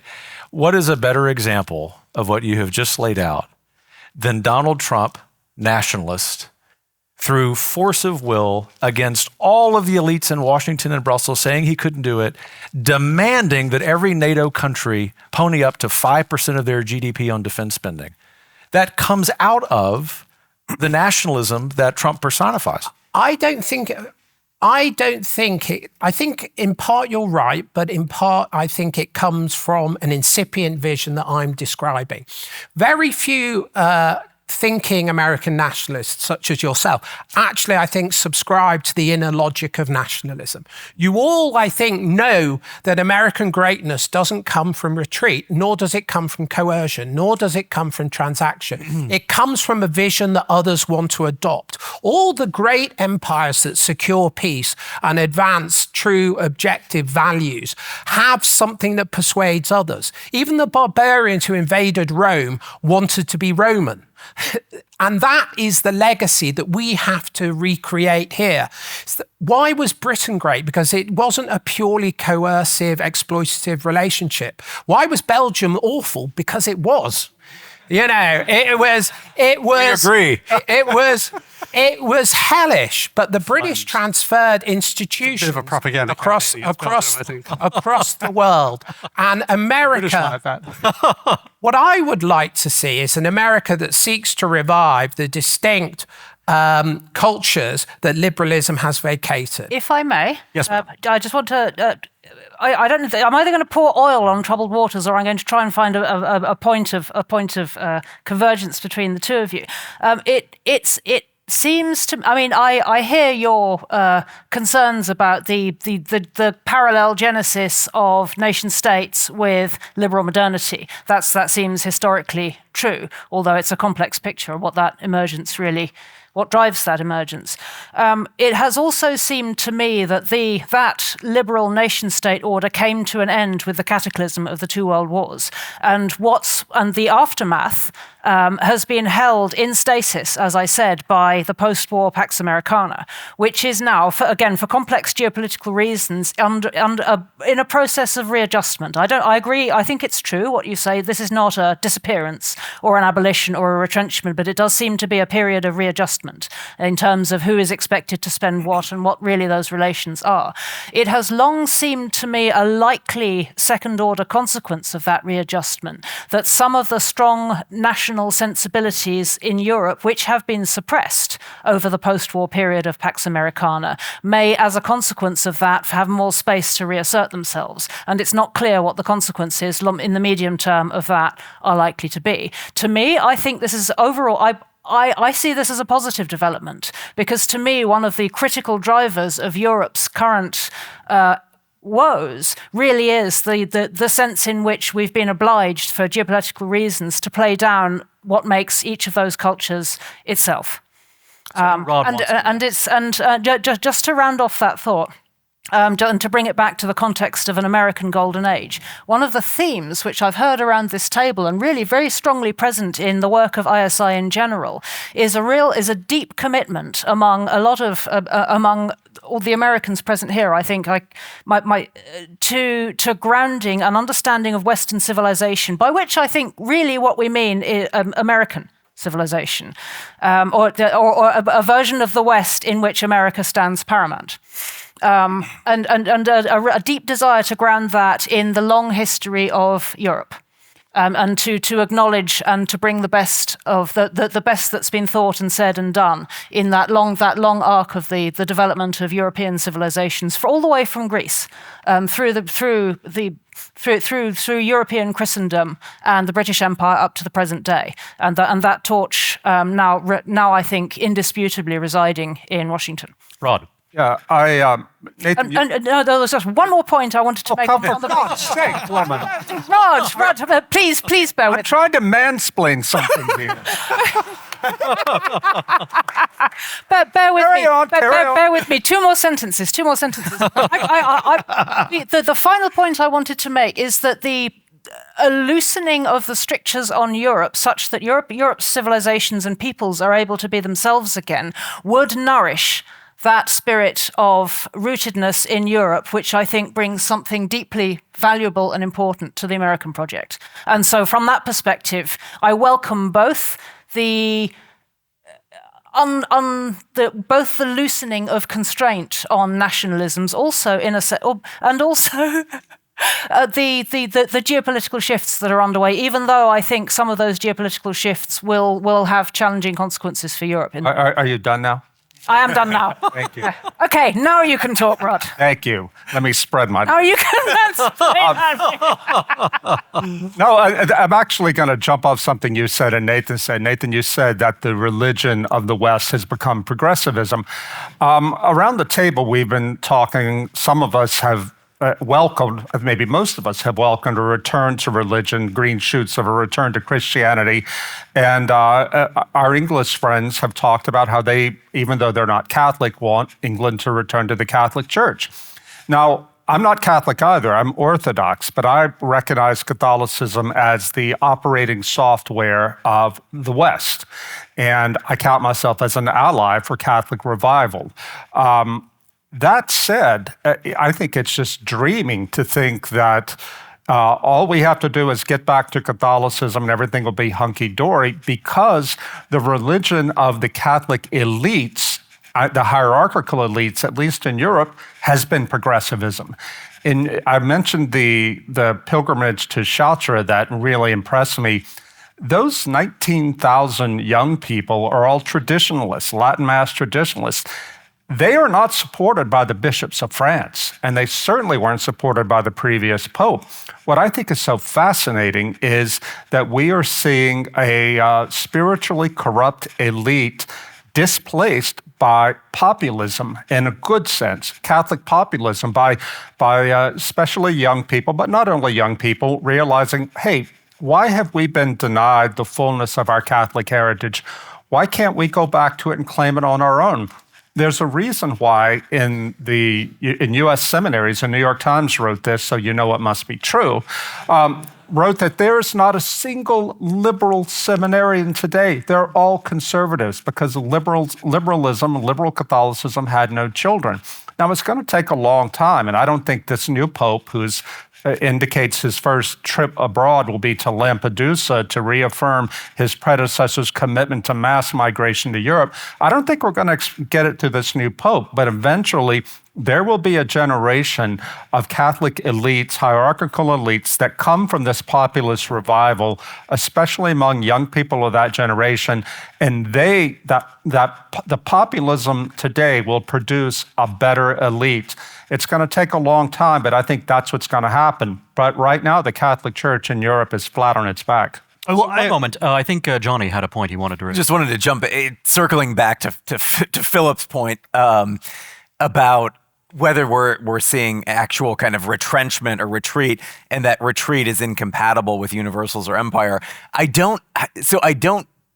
So if you go back to like the Roman Empire, for example, in Edward Luttwak's book, The Grand Strategy of the Roman Empire, he says that the grand strategy was to not expand as much as possible, but as much as served its strategic interest, right? And so even you see in the Byzantine Empire, something similar, that after the collapse of the Western Roman Empire, it got smaller, but then Justinian expanded it and reunited the empire. And then when their kind of military power waned, they used other means, whether it was bribery, whether it was turning other enemies against each other, right? There were other tactics that were deployed. So I just think if we're thinking about, I think most people, when you think about American empire, you think about George W. Bush's project in the Middle East, and sort of this idea that we will forever expend all of our resources trying to bring liberal democracy to the Middle East. If that is what American empire is, it's a failure, right? And you'll never achieve it. And so I think that if you obviously, is the great power, sort of as the unipolar power, sort of after the end of communism. I don't want a world in which we have peer rivals, right? Now, but there's a price that I'm willing to pay for that or not. I wouldn't agree to sort of necessarily nuclear war for that, but if we can pivot to Asia and put extra resources there that would contain China from breaking out, I think that would be prudent. So I think there's a way, America still has something like 600 military bases in 60 countries throughout the world, and also like 300 military satellites orbiting the Earth. So I feel like there's a way that the empire can contract strategically and advance in other areas strategically to preserve our interest. And then as we're also pursuing what I think should be hegemony in outer space through technology, do we want the Chinese controlling space? Of course not. Like, do we want, with AI, there's a lot of other dimensions to American empire that aren't purely militarily, but that relate to technology and in other things. So to me, it seems like strategically, I think a dose of realism and a dose of restraint would actually serve this American project as opposed to undermining it. So Nathan has a quick point. Yeah, well, it's just actually on Rod's point, because I think it gets at the heart of what we're trying to gesture towards about what a golden age is, a return to order, what I was talking about earlier, the sense that it comes out of a deep, almost visceral encounter with despair or possible destruction, the need to overcome that. But then this religious question, what forms that, really being a very delicate one, because we can have order with a bad religion. But I think from what you said, I realize I misspoke. I said it's progressivism, which is an easy thing to say because it covers a lot of terms. What I really should have said was replacism. The notion not just about that peoples can be replaced, but that you as a human being can be commodified and cast aside. Your life, your traditions, your heritage can all be tossed about. The Chartres pilgrimage was started up again, old medieval tradition, yes, but vanished at a time where we were taught that what really matters for Christian practice is just the universal, just the sense of interior faith. That any exterior, any linking or rootedness to a particular local or regional practice was somehow a corruption of the pure Christianity. It was started up again in the 1980s without support from the leadership, without support from in fact, probably at the moment in France's history, or France's church's history, where the bishops were the most hostile to anything like that. And I see that as a great example that we can follow. What I mean is, we don't have to wait for the bishops. We don't have to wait for the church elite to see what many of us see. We can start doing it ourselves. We don't have to wait for the bishops to restore Friday day of abstinence from meat in the Roman Catholic tradition. We don't have to wait for the bishops if we want to start bringing back some of the fasting days that were lost in the 1960s. We can actually arrange our spiritual lives like that, and hopefully it might accelerate this question. But what's key here, I think, is for us to follow and look towards some of these examples of just people who wanted to revive a traditional practice that had been lost, stigmatized, scorned on, condemned, and take that up. We don't have to depend upon someone in a position of senior leadership to tell us what to do. We can do that ourselves. You know, Nathan, you make a very good point. I remember when I went to France in 2018 to promote the French translation of my book, The Benedict Option, I found that Catholics over the age of 50, that's my generation, they had lots of problems with it, even if they couldn't articulate it. But the younger ones loved it because, and I finally figured out why. They had already made the leap to the imaginative leap to realize that we are a minority in this country. We're not part of the power structure, whereas the older ones desperately wanted to believe that if we just get a little more progressive, then the elites will respect us. The younger ones only wanted to know, hey, how can I be authentically Catholic? How can I be what Pope Benedict called a creative minority? And they are the ones who are not waiting for permission from the bishops to be authentically Catholic. And that's where I think the revival will come from, if there is to be a revival. So Philip has a number of responses, which I will turn to him in just a moment. And then after that, I want to go to Michael Gibson and have a bit of a discussion. We've talked about foreign policy and religion, but we also need to think about economics as we consider the next golden age. But first, we'll go to Philip. Yeah, look, you keep criticizing me with liberal versions of universalism, which I do not uphold. And in response, I'm trying to think how not to sound unkind. We're all friends. We can be outside help.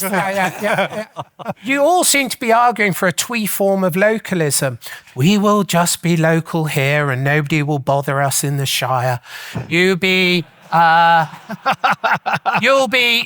local over there in France, and nobody will bother you there, and the Riders of Rohan can be there, and there is no Mordor, and all will be well if we don't do anything.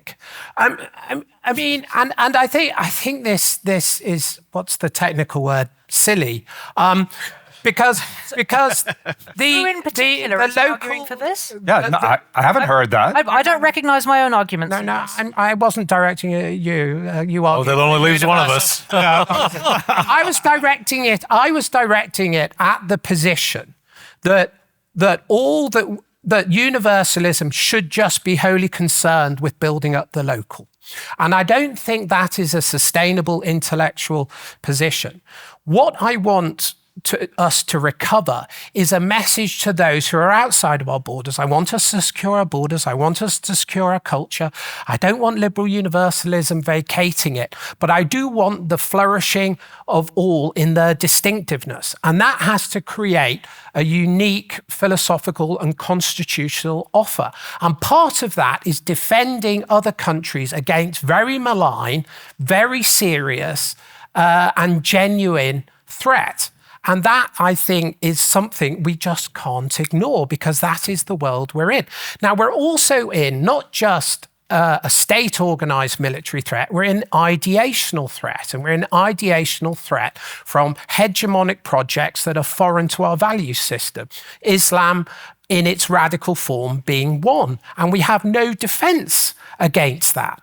People talk about, for instance, illegal migration. If we stop illegal migration, it'll be fine. But nobody talks about ideational migration. Nobody talks about the importation of hostile minorities. And by hostile minorities, I don't care about race. I don't believe in race or color, but I do believe in values, and I do believe in what other people believe. And we import people who believe things that are inimical to our own good. And unless and until we can recover that universal sense of what that Western system is, we can't defend the West. And that is also part of what I'm arguing and part of what we need to discuss. I also think that this is another controversial point, so apologies.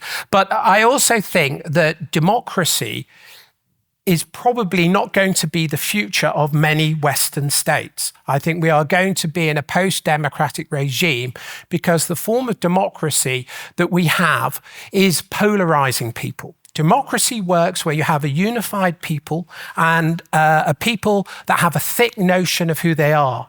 When you have a polarized policy, democracy is like fuel on the fire. It drives people further and further apart and licenses increasing sectarianism. And I think we are at the juncture that the Roman Empire was when it was between Cicero and Caesar. And Caesar was on the side of, he was a prole, he was on the side of the plebeian class. And the aristocratic or oligarchical class controlled what then passed for what Cicero was defending.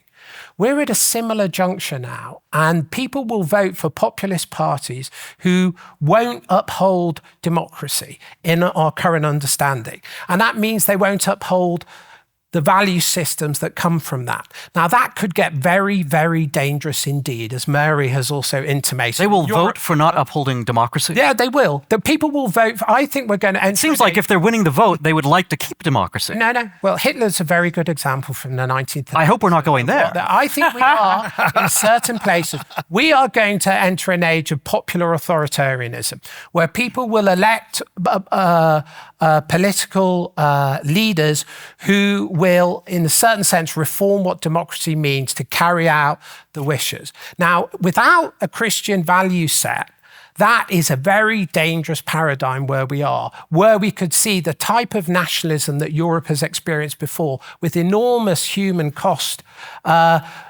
becoming once again a vivid reality. And that's why I want America, not just military and geopolitically, but in terms of the value system, to be able to think not just the local, but also the type of universals that localism must uphold. Yeah. So we've heard very eloquently about the importance of the ideational level of civilizational conflict right now in the world. And of course, another component of that civilizational conflict is the material.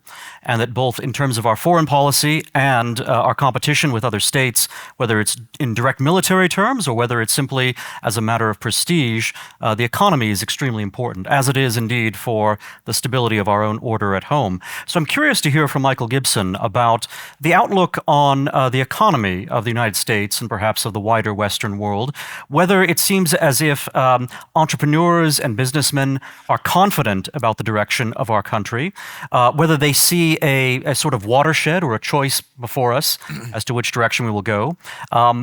Whether they are taking populism and tariffs in stride or are very concerned about them. But I'm very curious to hear from your side of the table and your professional background, kind of what you make of this economic development in America and in the It was an amazing transition. A lot of issues on the table. But one thread that may tie this together is it is wonderful to see a renewal of faith. But what I would also like to see is a renewal of science. There seems to be this dichotomy that we're assuming that, okay, we have faith and then there's the secular atheists working away at science. But I think that's a myth. The left is full of science denialists. And one of the things that they love to deny is the existence of human nature. That is the source of the attack on the family. That is the denial of two sexes. They deny that intact families are the best unit for raising the next generation. On the issue of human nature and nations, I mean, maybe we should be as nationalist as is natural, which is that there's just a common instinct to see the nation as an extended family. And that's going to happen. We're just tribal by nature. And denying that, I think, could lead to all sorts of bad consequences, such as, fewer people signing up for the military or dedicating themselves to certain services, right? So, if the left is denying science and we need to restore science, what does that tie to? It ties to also what Johnny said, which is we're in a race for global supremacy, and China is not waiting, right? I mean, the war in Ukraine has become a laboratory for the next generation of warfare. Drones hum and kill in the sky at astonishing rates. I think it's something like 70% of all casualties are from drones. There was a demonstration in Shanghai last year of just an aerial dance show put together, 10,000 drones controlled from a single laptop. That could easily be, by a push of a button, sent to Taiwan. I don't think we're prepared for the next generation of warfare, and it is going to take advances in science and technology, and we can't live in a world where people who call themselves scientists are not, in fact, scientists. So like there was a Harvard researcher who had to step down because she said in public that there were only two sexes. I mean, this is outrageous. That's not science. So ironically enough, we should follow the science. The other thing we need to do is empires are great, but we're not rich enough for empire. And you're already in and quite America frankly, if we're paying more interest on the debt than we are for our defense budget, our empire because of domestic concerns. It won't matter what faith we have or what our ideology is. We're just not going to have America. Hold on, let's let Michael continue. We just won't be able to protect the world. We have to believe in peace through strength, and strength is going to come from advances in science and technology and from a growing economy. So we got to think about the debt. These are classic limited government issues. We got to think of a way to control spending. We got to do things like make cities safe. It's pretty simple. We got to deregulate housing. I mean, it's wild how much these simple policies matter when it comes to ultimately the global issues you're talking about. We're just not rich enough to defend the world. You'll get poorer if you retreat from them. You'll lose your reserve currency status, and all of your expenditure is mostly on domestic welfare. No, I think that's a mistake. The thing that is destroying our status as reserve currency right now is our attempt in 2022 to topple the Russian government via financial sanctions. So I think we have to be very, very attentive to the limitations that our country faces. We can agree with everything you're saying about the broader strokes, but the particulars here are very, very important to decide the next steps that we take. Sorry, I didn't want to. No, that's great. And so, yeah, to tie into innovation and so on is like to bring a golden age. I mean, yeah, there's a whole literature on what policies, what institutions, what laws, what taxes. I mean, these sorts of simple issues, I think, are the bread and butter of limited government that we need to return to that have been lost. Let me bring Kevin Roberts into this discussion because, of course, Heritage is on the cutting edge, both of traditional limited government concerns and also populist concerns about the strength of American industry and the role of industrial policy in this. Kevin, please tell us about your thoughts on how you make America materially as well as spiritually strong enough for the challenges of the 21st century. I think you start with the agenda that Michael just laid out. And I really do believe this when I say it. In broad strokes, the agenda that Michael laid out as a policy agenda, in broad strokes, is not in the kind of or the level of conflict with the position laid out here by our friend Phillip Blond. And the way you go about that is you have strong leaders who are excellent at articulating priorities. And so it's imperative, just to swerve into the practical, which is what you've asked me to do, that we do get control of our national debt problem, which means that we have to have men and women in Congress, and this would be historically rare, I know what I'm saying here, who actually put the national interests above their interests of being reelected, which means they have to cut the budget. We have to balance the budget. I know you expect the president of Heritage to say that. Well, guess what? He just fulfilled your expectations. The third thing is we have to revitalize federalism. And in doing that, what you're going to do, this is the bottom line ultimately, Dan, is you're going to reverse what has been one of the most troubling trends in the last 50, 75 years. And that isn't just the growth of government from some libertarian concern, which I don't have. It's that, yeah, that's right, ooh. And I have it as a conservative for this reason. Yes, it's too expensive. There's too much power. It has crowded out civil society. Yep. And because part of that government growth actually has been on overspending on outdated munitions programs because of the cowardice of members of the House to say, I'm not going to spend billions of dollars on a munitions program that was for the last war, not for the next one, it's all rolled together. This is why it's a problem. It's not just a domestic spending problem. To be sure, the majority of it is a domestic spending problem. So all of that to say, when you do that, and you also have what I think all of us recognize are these green shoots of individuals and families, young men and women, especially because of the witness of Charlie Kirk saying, we want back into this system, we want back into this country. We could sit here and have these very friendly, important disagreements and still take a step back and say, there's a way forward.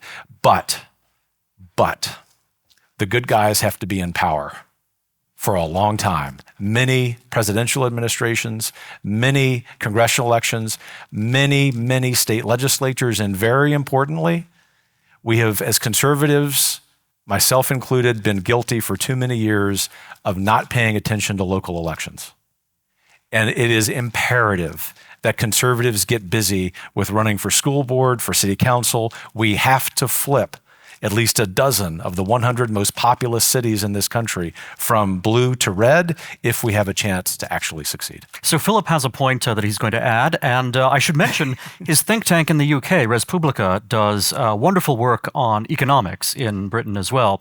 And then after Philip's remark, we'll go to Justin and talk a little bit about the role of both the people and elites in reviving American art. So Philip. This is a question for my American friends. What is most hopeful to me in, economically speaking, in the rise of what one might call one of the most Catholic administrations we've ever had, is where is Catholic social teaching in terms of the policy offer that we might engender?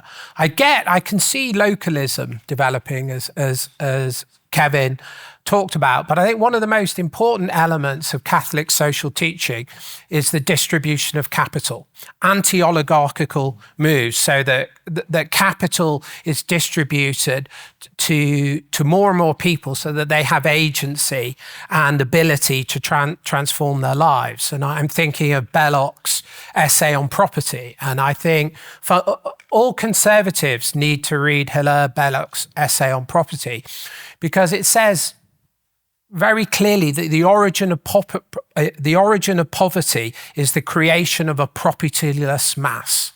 And you might question some of the history, but essentially in Enclosure, he talks about how people have been robbed of their land rights and their property rights, and restoring property or capital, or as I put it back in 2010 when I wrote about Broken Britain. How do we recapitalize the poor? And I think that's the problem that Catholic social teaching, if you look at its instigation in Europe after the Second War, that's the problem they never solved. But that's the fundamental problem. Now, America arguably has the system through your kind of small business system and your venture capital system to pull that off. And I'd just be very interested if that aspect of the Catholic social kind of offer is on your mind and in your thoughts. Because unless we can do that, what we are seeing economically is the recreation of very modern forms of feudalism. We're entering an era of neo-feudalism where we lose property and everybody becomes a renter, and everybody can't survive on just being a renter. The offer of assets is the transformative offer, I think, from a Catholic political economy. And I'd just be interested what my colleagues thought on that. You keep looking at me. Well, you're a colleague and you're a good man. So I thought... Kind, well, you're very kind. I'm happy to answer a very thoughtful question. I think that J.D. Vance is the great hope here, because what he personifies and perhaps he's able to do this more adroitly as a convert than those of us who are cradle Catholics, which means that he's read a lot recently about Catholic social teaching, is A, he has an accurate, proper understanding of Catholic social teaching, which is to say, not a Jesuit one.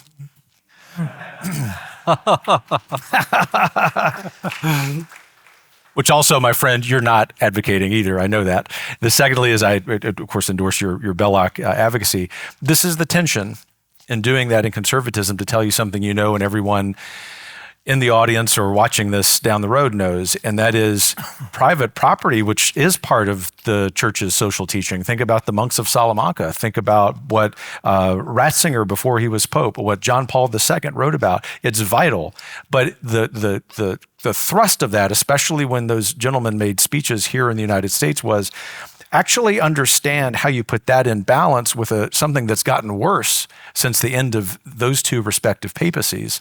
And that is, we do have the emergence of a modern day feudalism. We do have the emergence of an oligarchy in which, in spite of all of the great small businesses and a few of the big businesses that are great, and I mean that in terms of virtue, you have too few Americans participating in what they would call the American dream.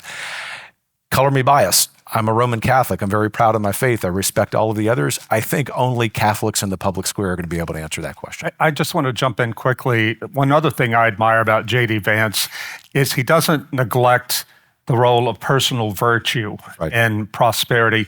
One of the things I loved about Hillbilly Elegy that made it ring so true to me was the way he talked about how even when good paying jobs were available, like at the small manufacturer where he would work over the summers between college, you had people, hillbillies in his telling, who wouldn't take those jobs, or they would lose those jobs because they wouldn't show up for work, or they couldn't pass a drug test, and so on and so forth.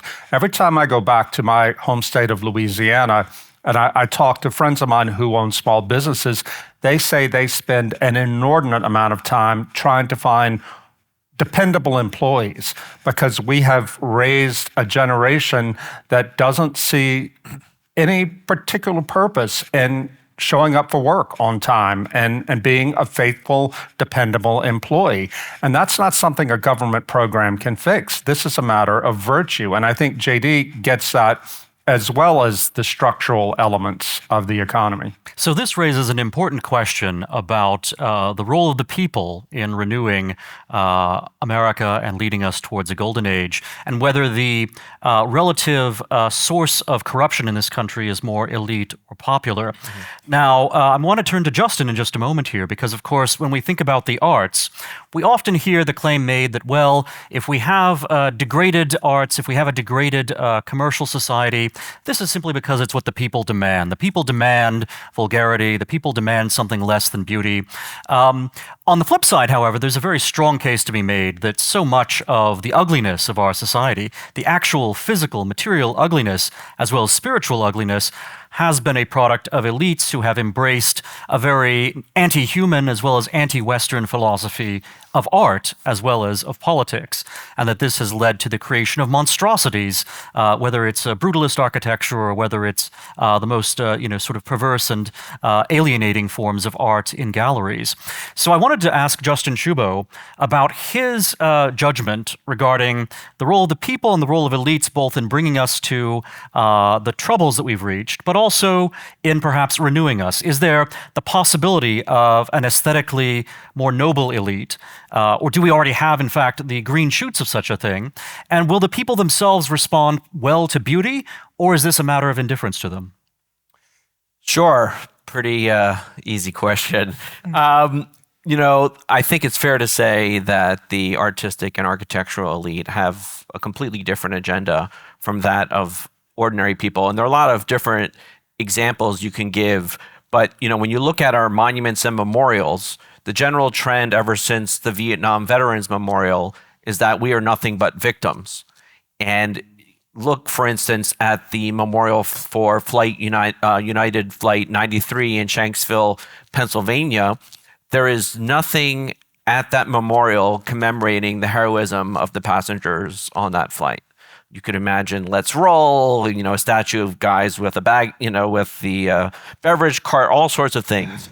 But it's yet another victim memorial. when what those ordinary people did on that flight, fighting back against the terrorists and saving a core building of government, that's up there with Paul Revere's ride in American history.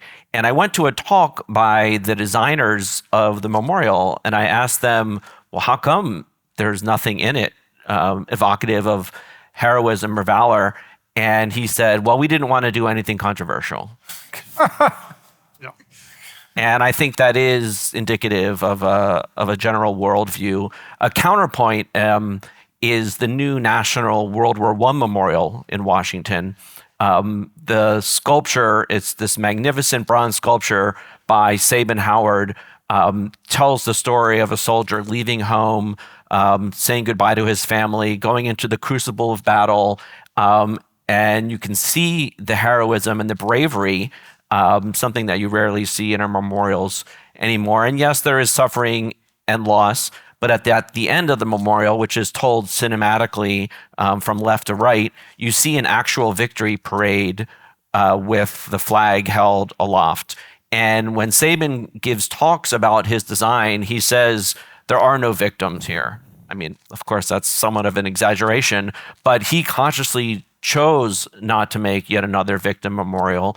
And in fact, the people behind that memorial, the civilians, not the artistic people, said that this memorial has to have heroism in it. So you can have leaders from the lay world representing the values of ordinary people, directing the artists and architects what to do. And that is something that President Trump has been encouraging with this new executive order. And now there is legislation that was just introduced that would codify that order. And the legislation specifically states that there needs to be substantial input from the general public when design decisions are being made. Because as many of us know, what architects like, their preferences and value judgments in buildings is antithetical to that of ordinary people. And this has been empirically documented. Not only has it been shown that architects judge buildings differently from lay people, they can't even predict how lay people will judge a building. And in another study, they found that the buildings that the architects liked the most were the ones hated the most by the public. Perhaps one of the most notorious examples of this, in Boston, there is this really horrible, brutalist city hall, looks like some kind of upside down human sacrifice pyramid. And the building has been widely hated by the public since it was constructed in the 1960s. But a few decades later, the American Institute of Architects, the trade organization, the establishment, they did a survey of their members, finding that building is one of the greatest buildings in American history. And so there is this terrible divide. It's called the design disconnect. And this new executive order, this new legislation is putting the power back in the hands of the American people.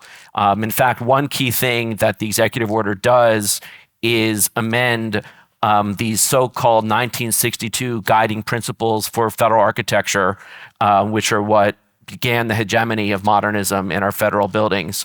One of the principles from 1962 is design shall flow from the architectural profession to the government and not vice versa. So what it was an abdication of authority from the government to the private sector. The executive order, by contrast, states that design shall flow from the needs and values of the American people to the architect and not vice versa. So now finally there'll actually be an element of democracy in design. I don't think you have to be a populist to support this sort of view, but it's very much a popularist point of view. And this makes perfect sense for architecture since it is the most public of the arts. It is forced upon us in a way that a novel is not or a painting is not. And when it comes to our public buildings, these are taxpayer dollars at work, and they are meant to be symbols of our nation. And so therefore it makes the most sense that ordinary popular opinion is taken into greatest account. So novels, buildings, portraits, films, all the arts have a deep, inspiring effect on human beings in general and on those of us around this table. in particular. Now, I don't want to sound too much like Leo Tolstoy, but there's a sense in which the golden age is within each of you around this table. And so I'm curious, and we'll start with Rod here and go around from Mary onwards. No, but so actually, Rod, you're the best person to begin with because you've written a book about how Dante changed your life. So what literature, what art, where do you turn for inspiration that has helped you cultivate whatever is golden age within yourself? And we'll start with you, Rod. Yeah, well, thank you for bringing up Dante. I didn't come to Dante until I was 46 years old. And I came to Dante in part because my children were attending a classical Christian school. I thought Dante I'd missed him in college, he's beyond me. But it turns out he wasn't. And he spoke very deeply to me, taught me about not only the human condition, but my condition, and led me out of a period of deep despair. And I found myself, even as I was listening to people around the table, I was taking notes like, this isn't Dante, this isn't Dante. So Dante is my guy. And but lately I've discovered Tolstoy and just reading Anna Karenina and realizing that life can be that beautiful, it can be so beautifully shown in literature.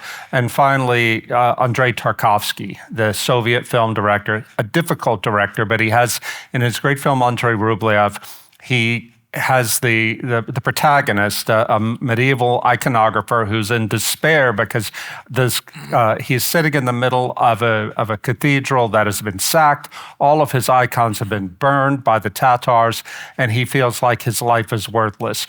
The shade of his mentor, Theophanes, shows up and basically tells him, listen, you're an artist. You've been given the task to bring hope to people. Suffering you will always have with you, but God has given you the responsibility to create beauty, to show people about the transcendent world, that there is something beyond suffering, and you must take up that responsibility. I go back and watch that film of his, Andrei Rublev, quite a bit, and especially that scene. By the way, it's on YouTube, and a Mosfilm made it available. Andrei Rublev, go watch it. Mary. About 20 years ago, maybe a little bit more, it's all a bit of a blur now. My undergraduate was English literature at Oxford, and I was lucky enough to be one of the last generation to be frog-marched in more or less chronological order through the entire canon of English literature, from Beowulf to T.S. Eliot. That was an incredible privilege, and the totality of that picture will stay with me as one of the most luminously beautiful insights. When I revised for my finals for a few months, it's blurrier now, but I had a picture of the whole thing, and I could move it back and forth in my mind like an astrolabe. It was just the most incredibly beautiful thing I think I've ever experienced seeing. So I finished that, I got my first, and then I took the summer off, and during that time, this is the second part of the deep Mary lore, how I came to be where I am now. For my summer off, I rode the Greyhound bus coast to coast through your remarkable country, including many of the bits that don't make it into a coastal political discourse. And people were amazingly kind to me. And I saw some remarkable places and experienced a side of America which I understand at least some coastal Americans never bother to look at. It was that experience stayed with me. At the end of it, I went to Burning Man and saw a different side of America. So that was those are my two probably most formative influences which have brought me to where I am now. Since then, I've lived through the end of history, as have the rest of you. I've lived through the global financial crash. That was a major black pill moment. And I've lived, as have all of you, through our transition from a print first to a digital first civilization, and all of those components together have afforded me the pieces that I have to think with now. I feel like that's a framework which I'll be hanging more elements on for the rest of my life, but I hope I can bring something valuable and hopeful to the conversation from there.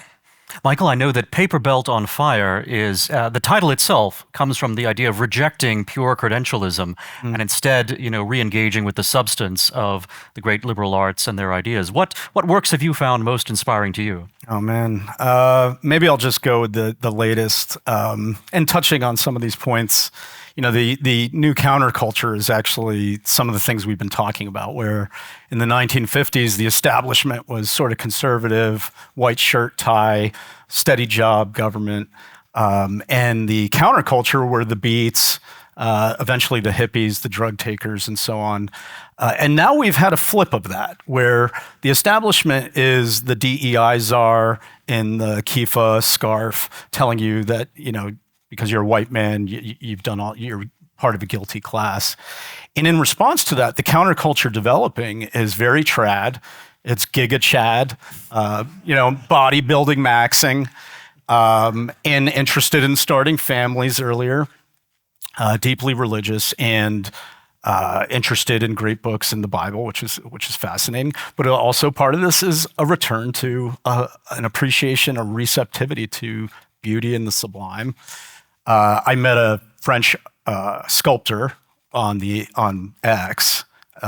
It's the Atelier Misor. I recommend everyone look these guys up because they are part of this counterculture rejecting modernism or postmodernism and all the dehumanizing architecture of the 20th century. And I meet him in Paris, and I was planning to go to the Rodin Museum, which is a beautiful house in Paris full of Rodin sculptures, but he wouldn't meet me there. And I was like, what's going on with this guy? And then finally I meet him for lunch. He's like, okay, let's go to Rodin Museum. And it turns out we get to the entrance and they all know him there because he's famous in France for hating Rodin. And one of the reasons he hates Rodin is because he sees him as the beginning of the end of sculpture. He said, look at these people sculpted in the garden. They look like they're members of a mental asylum. They look deformed. This art is meant to demoralize you. And so his countercultural effort now is to try to recreate sculpture that is inspiring. Wow, that encourage the soul to reach for the good, the true, and the beautiful. Which is funny that's the counterculture, right? And he recommended to me. We were talking. He says, "Have you read Les Mis?" And I have not. And he said the essence of civilization is that hero who makes a promise to someone who's dying, someone who will not live to see the fulfillment of that promise. And he sees sculpture as one of the ways that he wants to live up to the promise. And I was like, oh man, I got to read this. So yeah, just started that. Perfect. And that tees up Justin very nicely. Well, for me, I immediately think of the greatest work of civic art in the modern era, which is the National Mall and the surrounding monumental core. This is not something that we should take for granted, though I think a lot of Americans might. I mean, there are plenty of other world capitals that don't nearly have this sort of beauty or magnificence. I mean, the mall is a sacred space surrounded by these beautiful, luminous classical temples that are important sites for commemoration and for public events. I mean, you can't go into the Lincoln Memorial without being inspired by the brooding figure. There's a great scene from Mr. Smith Goes to Washington where the protagonist goes to the Lincoln Memorial and he sees an old man with what looks like a young boy reading the Gettysburg Address, and you can feel the weight that in the protagonist of that movie, a politician, feels. Likewise, you look at the Jefferson Memorial, a pantheon that itself is inspired by the pantheon that Jefferson designed at the University of Virginia, which of course goes all the way back to the pantheon in ancient Rome. But to go back to what I was saying about the divide between the architectural elites and the people, when that design was proposed, the head of Harvard's Graduate School of Design, who was really representative of the profession at the time, he called it an egg on a pantry shelf in the midst of a geometric Sahara.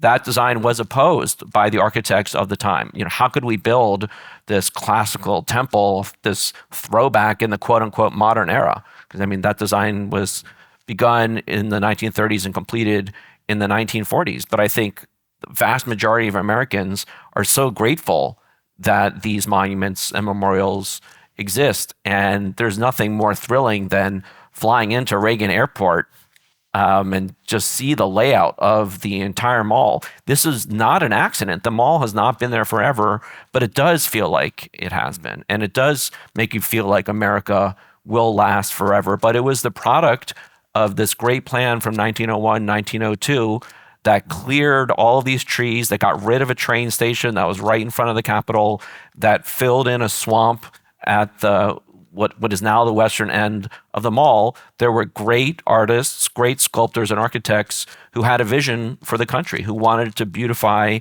and ennoble the United States, and I think they were extremely successful. So Nathan, I know that every time I see you, we seem to discuss a little bit of French literature.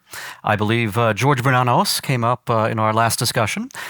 What literature or art do you take inspiration from today? Well, you mentioned the very person that comes to mind. I'm a bit of a outlier. I sometimes joke that because I grew up in Canada and never really came to the US till 2017, that if you asked me 10 years ago what ISI was, I would have said, oh, Pakistani intelligence. So my education's a little eclectic, but I think there are two big sources right now, especially that help me a lot in guiding me. One is Georges Bernanos. I think that he's what I love about him, and you can, for those of you who've never read any of his books, you can get a new translation, a new edition of Diary of a Country Priest out with Cluny Press. Very well done. If you want an introduction into his work, you can also watch the film version. Bresson film, which is a wonderful demonstration of the key themes of Bernanos, which is holiness in ordinary life, holiness in the quotidian, but also the pursuit of holiness in a civilization that has gone through the process of de-incarnation, that has seen the presence of Christ withdraw. And I think that's very much speaks to the troubles and the malaise of our own time. You mentioned the Mordor abroad.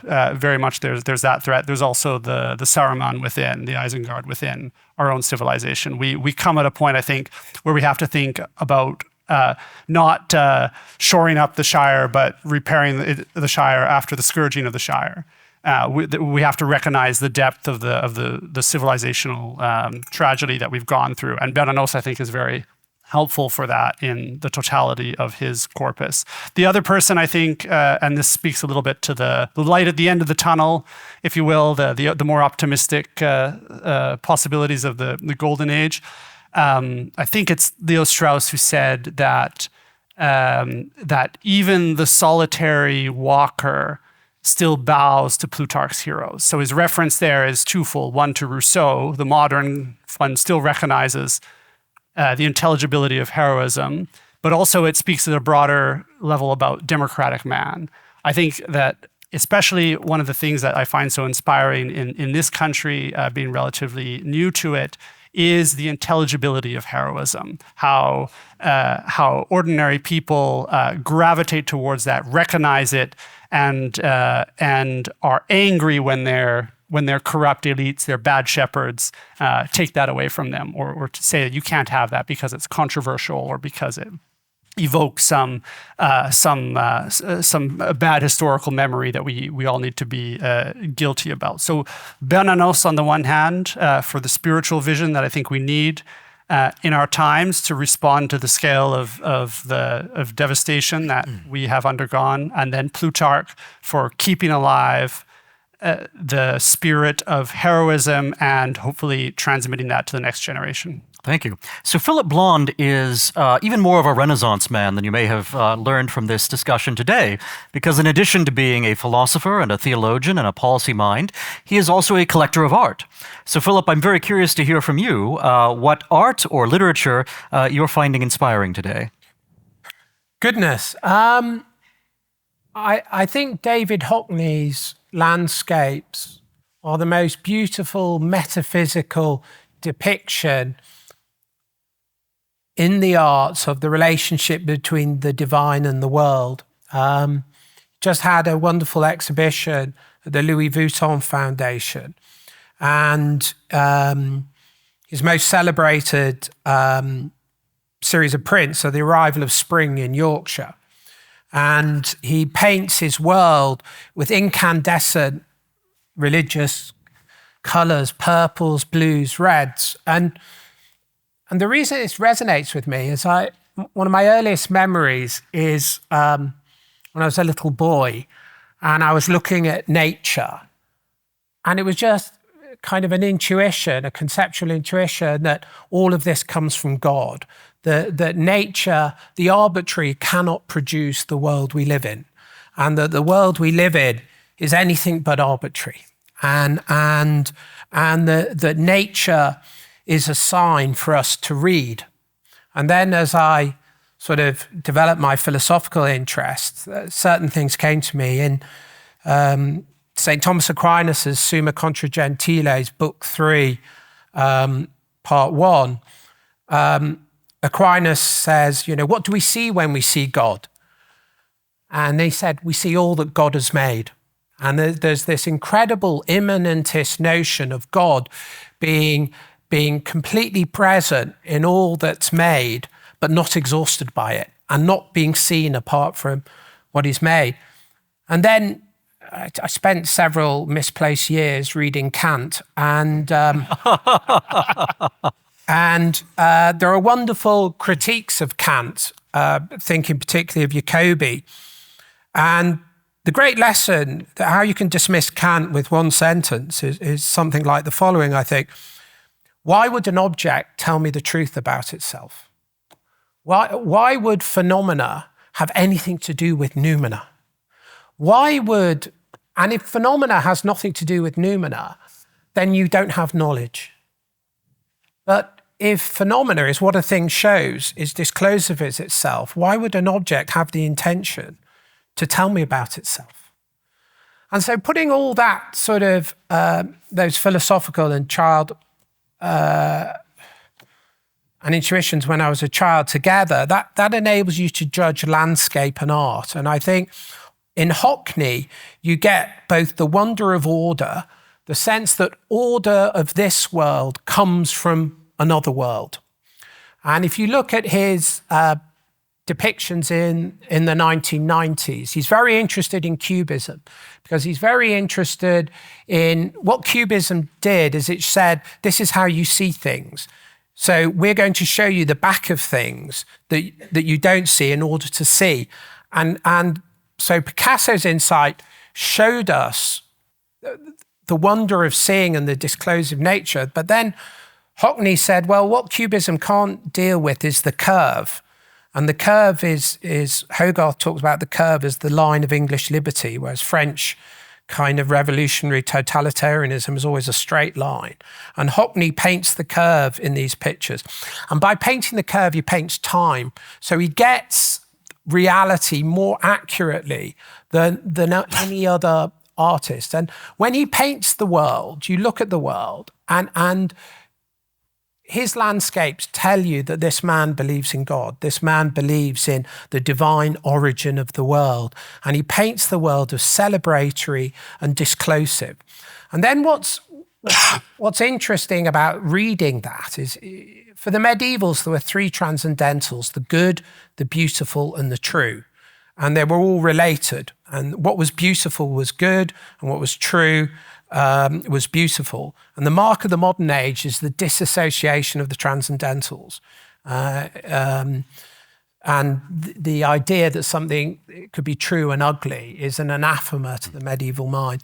And it's the recovery of this. And I think as conservatives, what we have to do is, in some sense, we have to have a moment where we're not wholly oppositional. We have to have a moment where we're romantic, where we paint the whole, where we say, this is what we uphold. This is what you have damaged. This is what you have brought down.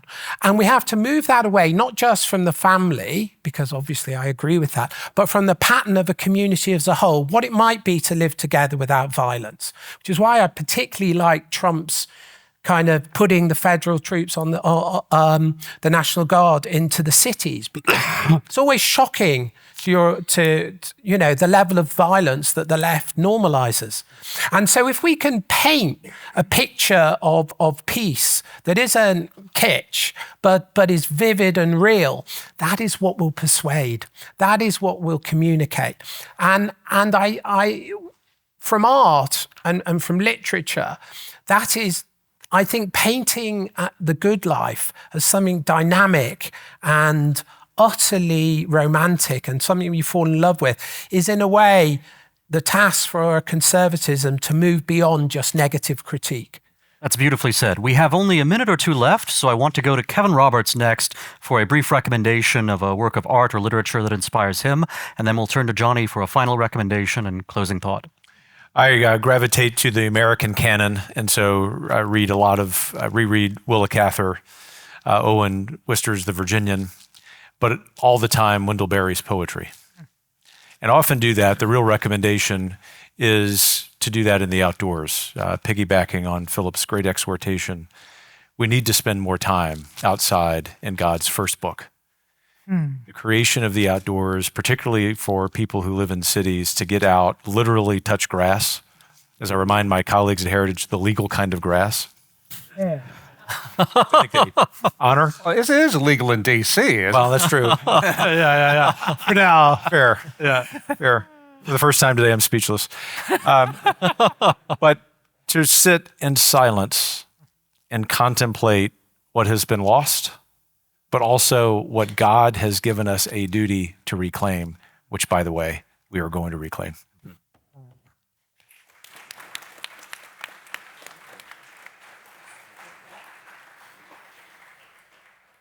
So yeah, to close, first starting with the inspiration, I would go picking up on Justin's thread. I would say Sabin Howard is probably the most inspiring kind of living American artist in terms of, at least in terms of sculpture right now. And I say that not only because his sculptures are incredibly moving and powerful, but we had him here to speak to the ISI honors scholars about a month ago.